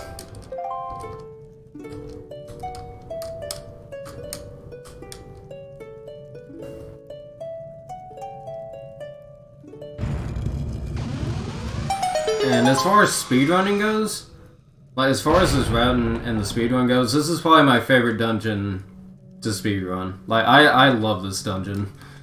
Because we do a lot of really cool skips and a lot of really cool item sliding movement in here. Thank you. Thank you, thank you. Alright, in we go. Let's do this. Alright, so one nice change that they made in the HD version is that, well, in the GameCube version, in order to have your companion come through rooms with you, you had to pick them up and carry them through the door. In this version, as long as they're following you, then they'll come with you through the door.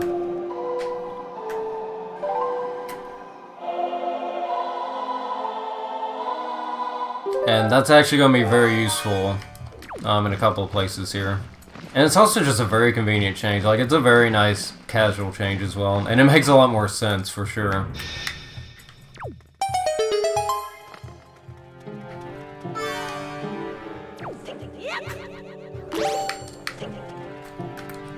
But for now, I am going to pick her up and take her with me in this fashion. I'll fall over here.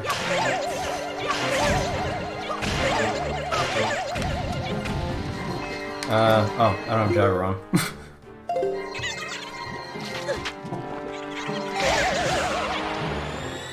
I don't know how I missed that one. Okay, there we go. There we go. Nice. Alright, not bad. I'll take that. A little bit caught up there because I didn't have gyro on, but... Because I'm used to having gyro on here in this area, but I just forgot to turn it on. Yeah, I went completely overkill with that red tube, with that light arrow. That was complete overkill. Alright, and since we already have the mirror shield, we can just go ahead and do this. So this skips like half of Earth Temple to watch that cutscene later on in Ganon's Tower to get the mirror shield early.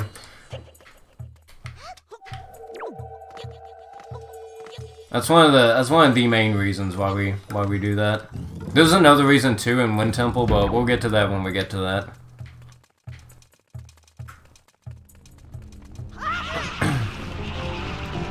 Alright. So fortunately, both Medley and I learned this song, so we're gonna play it again together to open this door.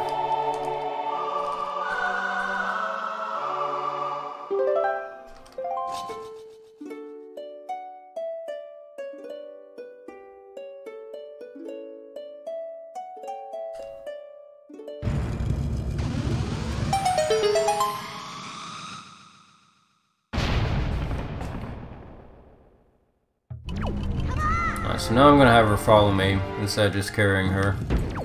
So this will be a little bit faster.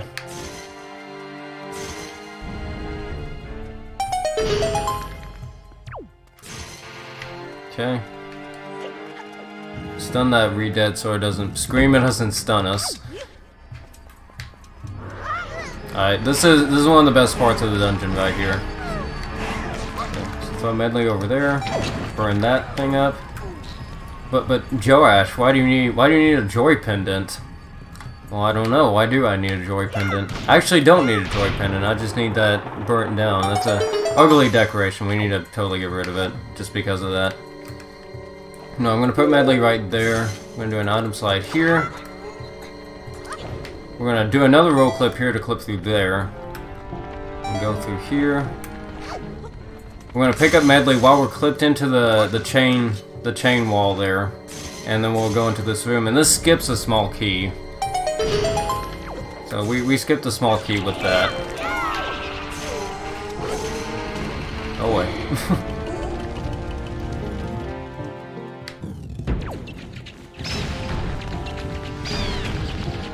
Nice, the keys are getting eliminated by the tombstones. This is a pretty sweet route. Yeah, I love this route. The people that routed this did an amazing job with figuring this out.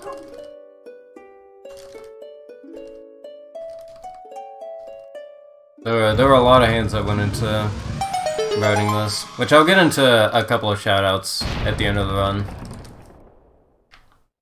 But shoutouts to the people who made this route. Alright. We're gonna go down here. And look at that, another boss key skip. This one's a little bit precise. This one's kind of like berry skip, but to where I have to be really precise with it.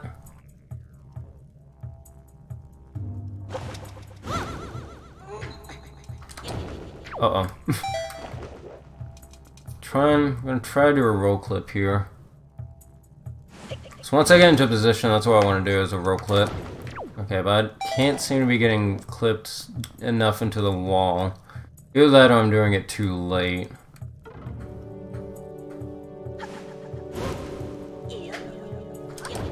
Really? Okay. Get some extra magic.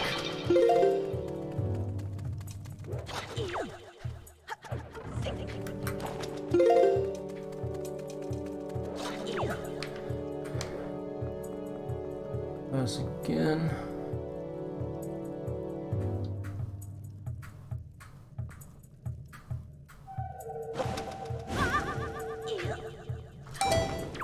I can't seem to be getting clipped in there enough. I think I'm getting the roll clip, but I'm not in the right position.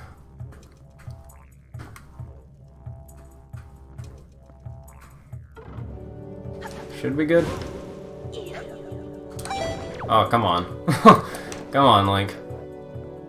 Well, you can do it, buddy. You can do it.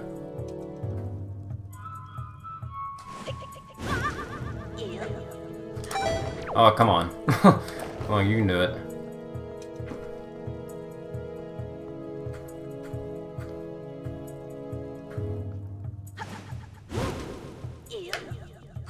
There we go. Alright, we're in. Yeah, like I said, it's kind of finicky and it's very precise. There is another way you can do it by like going all the way around the room, but it takes up a lot of magic and it's very magic dependent. So it'd be you basically have to get it first or second try, otherwise you have to go back and get magic. This method, while it is precise, it's a lot easier and you just go straight into the loading zone. Alright. So, cool thing about Joaish. So, the light arrows don't kill the bosses in one hit. However, for Joaish, we can go ahead and just stun them with the light arrows, since it is technically a light source. I'll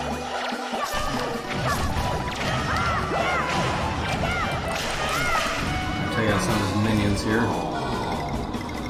That's another benefit to going to Ganon's Tower early, is to get the light arrows to just go ahead and stun Joaish, just like that.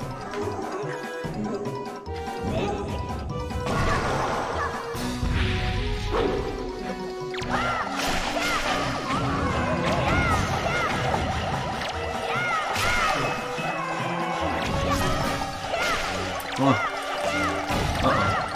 Okay, we're good.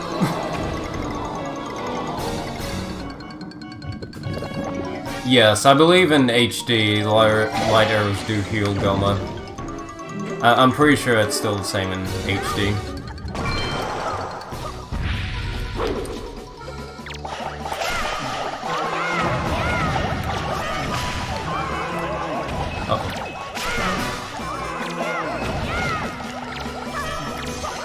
I'm gonna run out of time. Yep. Okay. Unfortunately, I have to do an extra phase, but it's okay. Somehow Joaish grew with one ghost, with one Poe. Okay. Also don't have magic, so I can't use another light arrow. Well, we'll just go ahead and do that. It'll be good. Come here. Alright, there we go.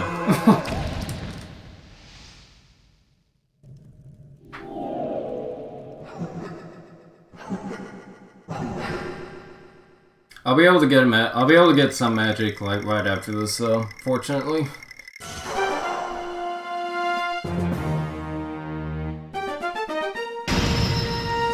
Yeah, no magic, unfortunately. Alright, so that's another temple down. We got one more temple now before we can go fight the final boss.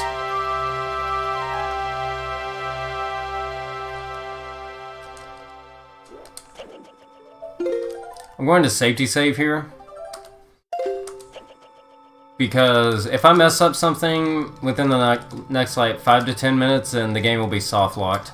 So I mentioned before that we also get the fully charged Master Sword in the Puppet Ganon cutscene.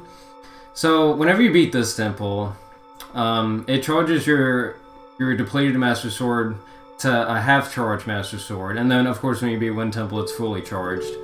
So essentially what's happening here is we're actually downgrading our Master Sword in this cutscene. So we're going from a fully charged Master Sword to the downgraded Master Sword to basically a half-charged Master Sword. What this allows us to do is this spawns Makar onto the map so that we can enter Wind Temple. However, the issue is the next time I save and quit, it's actually going to revert my Master Sword back to a fully charged Master Sword, and if that happens, Makar disappears from the map for good. So I need to do everything I need to do with Makar before I do any kind of saving and quitting. So that's why I did a safety save earlier, just in case like something like that happens. And like for some reason like I need to save and quit or something like that.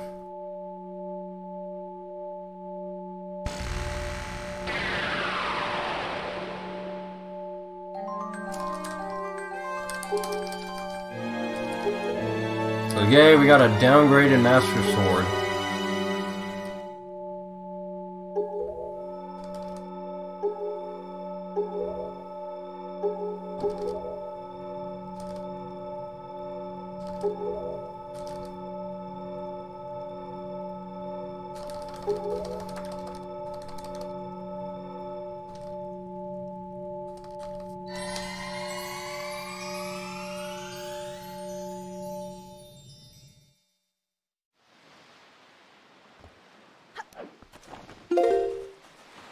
Alright, so with that in mind, we're gonna shoot an arrow in the ocean, which actually has no relevance to what we're doing whatsoever. That was completely on accident. But anyways, we're gonna go back to Forest Haven. As I was mentioning before, we need to go get Makar.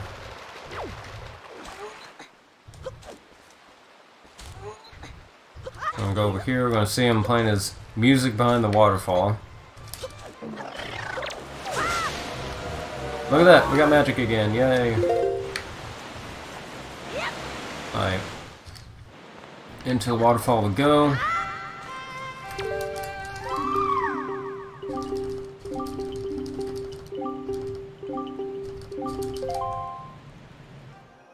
I'm gonna play this song for Makar. Not that song though. Wrong song. Yes, the useless plant. Some call him useless, some call him adorable. Whatever the case may be, this is Makar. He's also going to play a beautiful tune for us.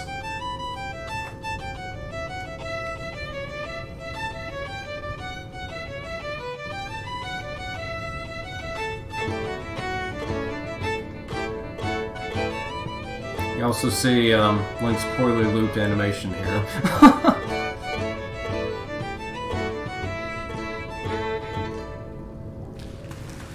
Yay! Round of applause. Yay!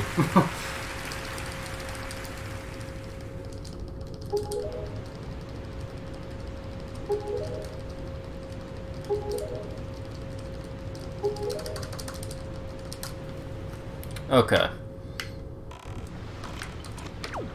We're gonna go over here to Beetle. We're gonna go say hi to Beetle, and then we're just gonna leave. So I enter and exit here so that Beetle can move again, because for some reason after that cutscene, Beetle can't move. I'm gonna put Beetle in a specific spot.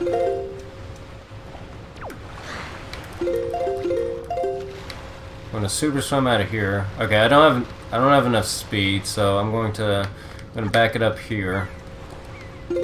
So normally, Forest Haven is not an island you can super swim off either, but because Beetle can be put in that spot right there, it allows us to super swim off Forest Haven. It's a bit tricky, but it does allow us to super swim off. Also, nice boat.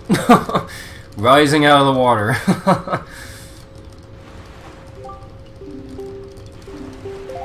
Yeah, really long violins, exactly. Watch Makar pitter-patter over here. I'll pick him up, chunk him over there so he gets over there faster.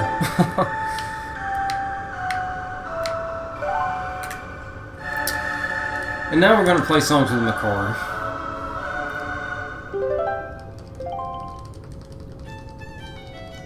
Now Makar, unlike Medley, we're not gonna be using Makar nearly as much as we use Medley. In fact, we only have one thing for Makar to do, and then we're gonna be done with him, basically.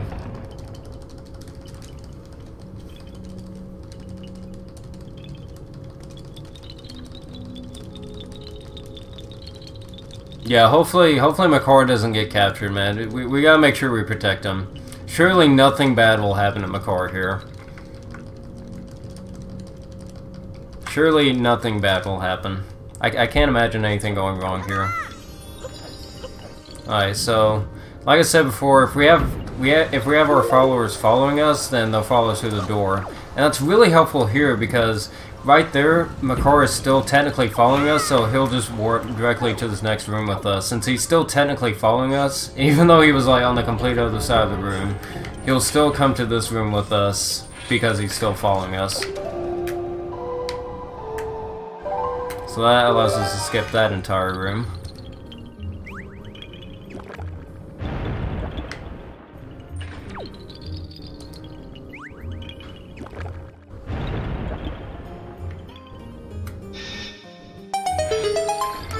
Okay.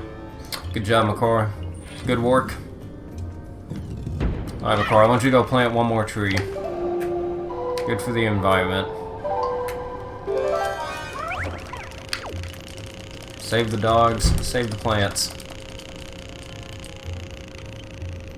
Alright, Makar. Go do your thing. Plant that tree. Alright, good job, Makar. Come on back down here. Makar? Makar! No! Okay, no. So yeah, we're done with Makar, and now we can safely save and quit. So in a way, this is a good thing. Thank you for your sacrifice, Makar.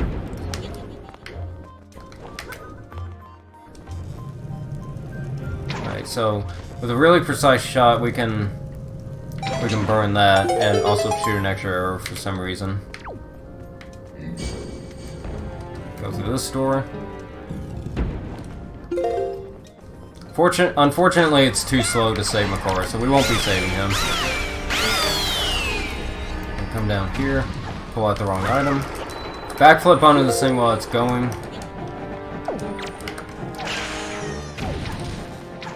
Yep, come on. There we go, okay. And we're going to... But wait, how are you gonna do this song block without Makar? You gotta play a song together. Well, fortunately for us... We can do something we've been doing this whole time by just going around the room and going behind it. Simple as that.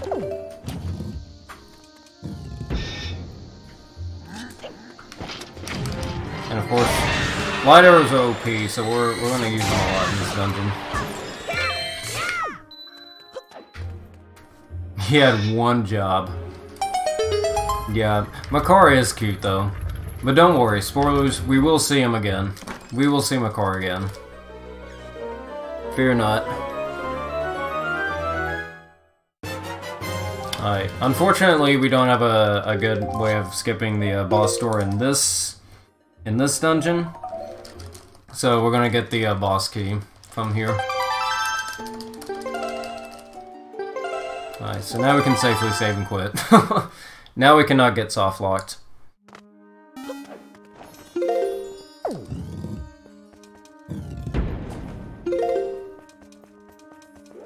Alright, so I opened up that one warp pot with that really precise shot.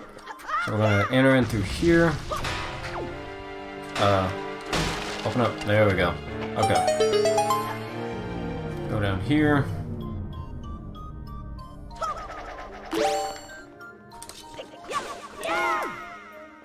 Want a little bit more magic. Okay, there we go.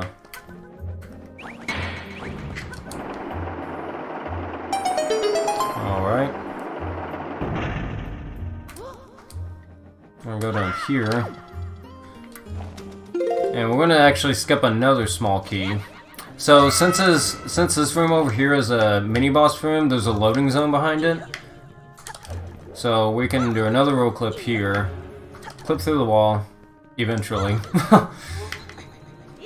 There we go. And go into the mini-boss room. This doesn't work with any other room because you have to open the door to load the room, but with rooms that have like an actual loading zone, like mini-boss rooms and boss rooms, we can just clip behind them and go through there. So that skips another key. Use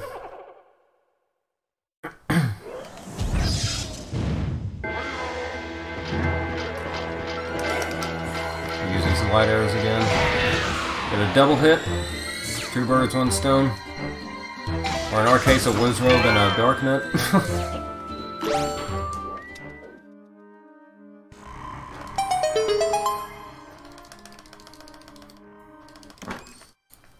And we get a very useful item. We get our handy dandy hook shot.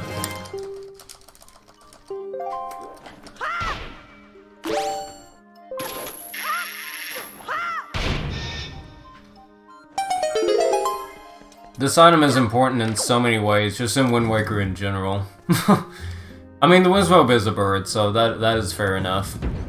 So with this item, we'll be able to easily get into the final boss. Because normally in 80% we skip the hammer. Or not the hammer, but, well, we do skip the hammer, but we skip the hook shot, so we have to do a hover at the end. But fortunately, in all dungeons that is not the case, because we have hook shot.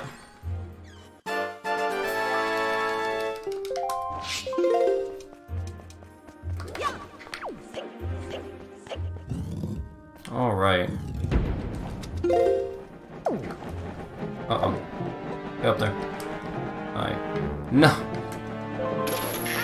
Alright. Also, since hookshot is cool, it's gotta have some cool tricks up its sleeve, right? Well, how about this? How does this work? How about that? Nice little hookshot clip. So I'm actually not sure if it works for any other hookshot target, but for that one in particular at least, if you stand in a certain spot and aim at it at a certain angle, then you just clip right through it. Good game, good game.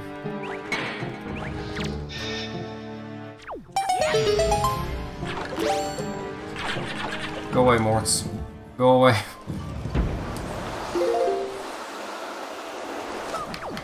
Go over here.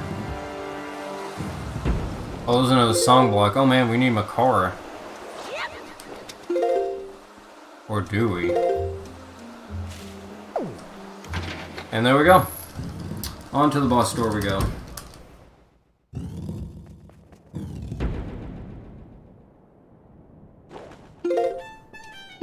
Wait, I hear Makara.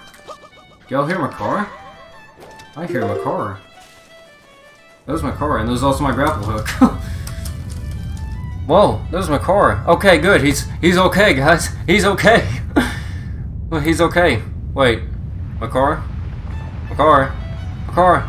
Makara, move! Makara, no! Makara, no! No, Makara. Alright, well, unfortunately, Makara got eaten alive by the sand. But he's still playing his music. So you know how epic this boss music is? Well, Makara doesn't think it's that epic, so he's gonna play his own music. Yeah, please no crash. Yeah, for those of you that don't know, on the GameCube version, I think there's a chance that at the end of this fight it can crash. But that's patched in HD, fortunately. Alright, so despite being under the sand, he's still over there playing his instrument. Like nothing's wrong.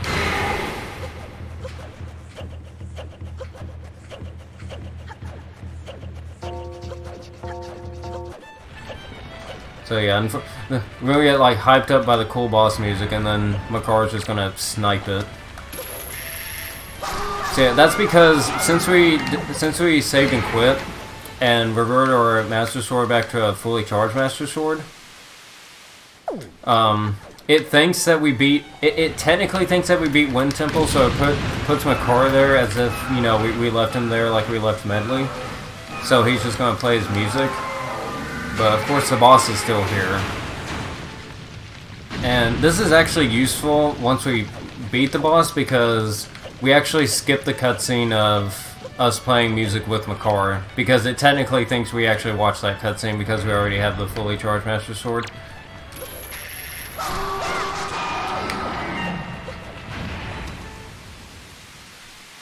Good thing SD doesn't fight this boss anymore. Exactly. The GameCube version actually does some pretty cool things with this fight. Like in the GameCube version, you can hookshot the tail while he's still in midair, but you can't do that in HD, unfortunately. Unfortunately.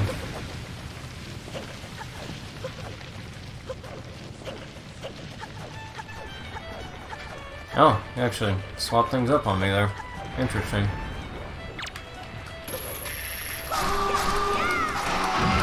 Alright, nice.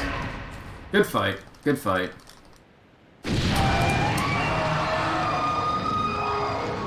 Yeah, they only pull grapple hook 70 times then on the GameCube version to unload the barrier. The way they do barrier skip on the GameCube version does not work on HD. In fact, it only works on the GameCube version of the original Wind Waker. So it doesn't even work on English GameCube version, so it means it also doesn't work on randomizer either. So, so you cannot do barrier skip on randomizer. But on HD, we have our own way of doing it. And really, like, item sliding through the barrier is much better than unloading it. Much simpler.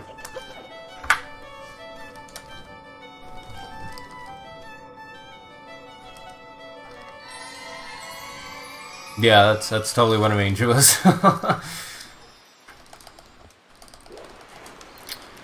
No, well, so here's the thing. You can get, like, you can get the arrow stuck on your hand on HD, but it doesn't do anything on HD. Number one, because there's a lot more memory on HD. And number two, is just a visual thing, and once you go through a loading zone, it undoes all that work anyways. So you can get arrows stuck on you in HD, but it doesn't really do anything other than just do... it's purely visual in HD. In fact, the arrow unloading thing was actually found in HD, and then someone in SD was like, wait a minute, this actually lags the game a little bit, and then they realized, oh, this unloads stuff, and then they're like, oh, let's unload the barrier, and so they did. And that is how barrier skip was found.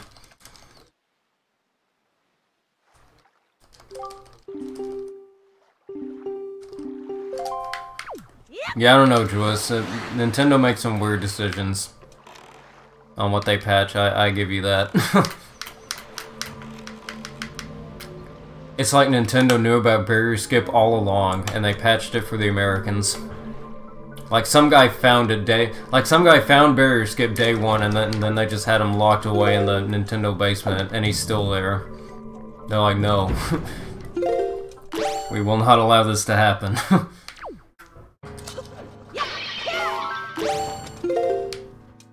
Alright, now we can go fight the final boss. We have beaten all the dungeons.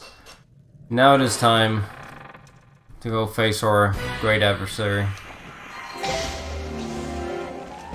who survived the burning inferno that he was in at Forsaken Fortress. Aww. We gotta do some precise shots here. Uh-oh. He's gonna start going up. Can I catch him on the way? Yes, I can. Cool. So yeah, normally you're supposed to use boomerang to cut down the strings, but we don't have boomerang, and it's also a lot faster just to shoot him right then and there while he's swinging.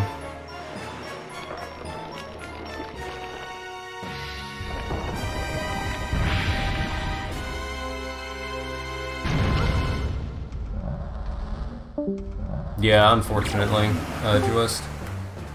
Alright. So this phase is kind of cool. We want to try to do a cool shot here. There we go. Alright, so I got 2 hits off of him there. That's called crit shot.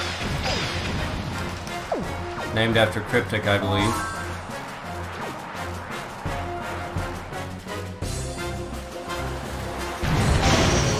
Alrighty.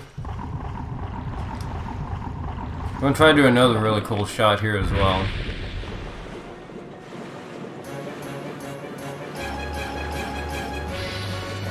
Not this one, that one here in a bit. Something similar to the one before. Ow. Come on. Come here, buddy. No! There we go. Okay. There we go! Let's go, dude. That's Trog shot. Okay, cool. I'm glad I got those in a run. For the marathon. Yeah, that's only been done a couple of times for us as far as I know as well. Yeah, snake music is really good. Alrighty, cool. That was a good. That was a really good fight. That was a really good fight.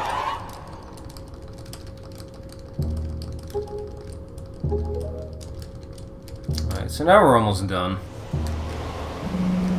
Just gotta climb up the rest of the way and then do the final boss battle.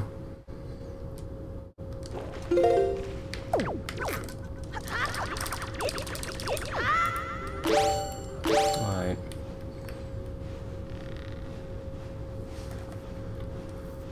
Make our long climb up here.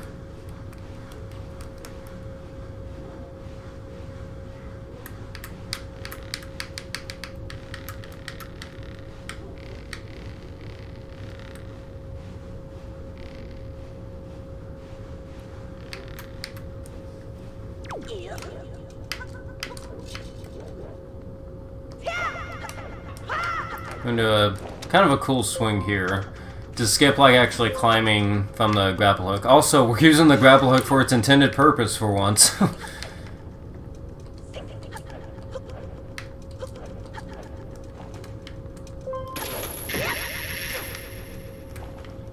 And we're gonna go up here with the hook shot, and into the final cutscene we go. Alright, so usually when you're on PB pace and you get like really nervous, you got this long cutscene, so you're waiting like 4 minutes to get to the end of the run. So this cutscene is basically the waiting room for the final boss. Yeah, Morth hover, skip, skip, skip, skip.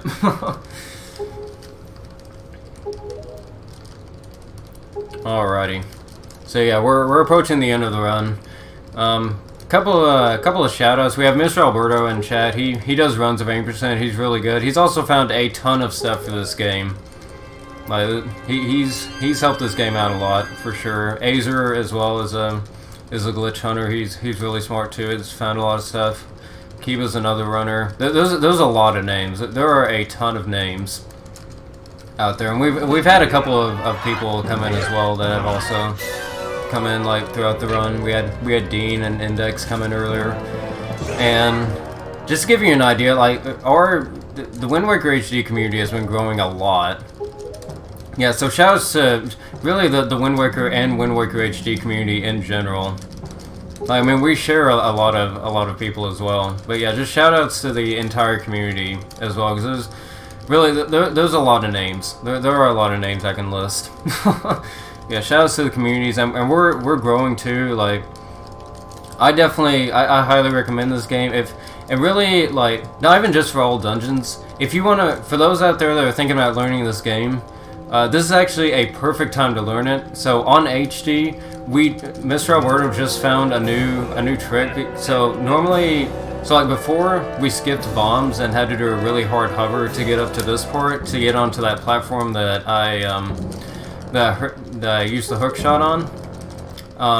But Mr. Alberto found a way for us to get bombs in Ganon's Tower, which makes that hover way easier and makes the fastest route beginner friendly.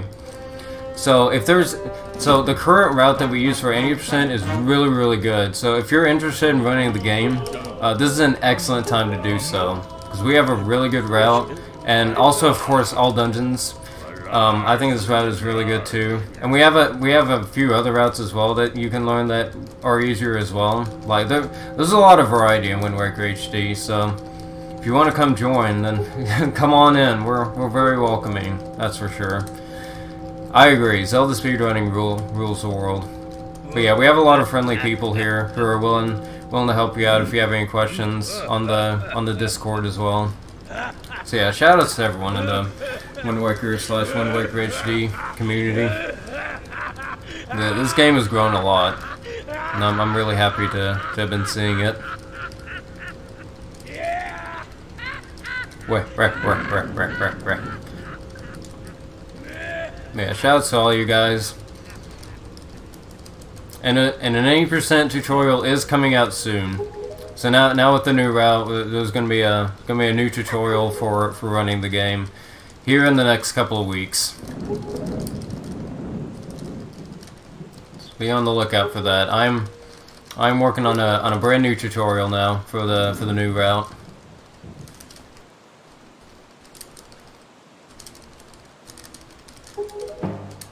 Alrighty, now we're just gonna finish things off here.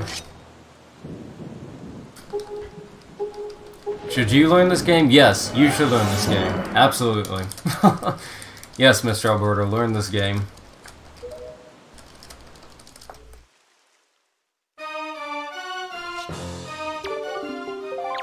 Alright.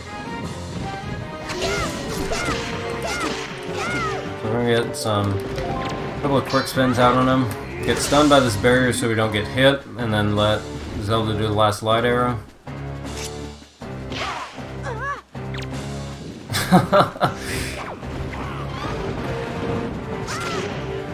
Can I get one cycle? I think I got one cycle. Okay, cool, I got one cycle. This is actually a really good fight. This is a really good fight.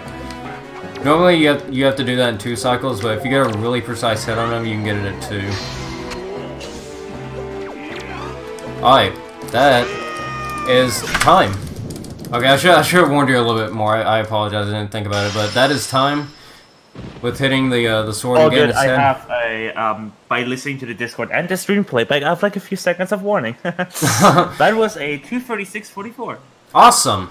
Okay, that's pretty. That is, yeah, that's well underestimated. That's really good for a marathon. It was really good. Thank you for getting back on schedule after being behind for like 50 minutes at some point. We're getting back on schedule. Alright, well, I'm glad to help with that, and thank you guys so much for having me on here. Thank you to NoHA19. Thank you to Slower as well, and for the rest of the staff. And yeah, hope you guys have an excellent day, and hope you guys enjoyed. See you guys later.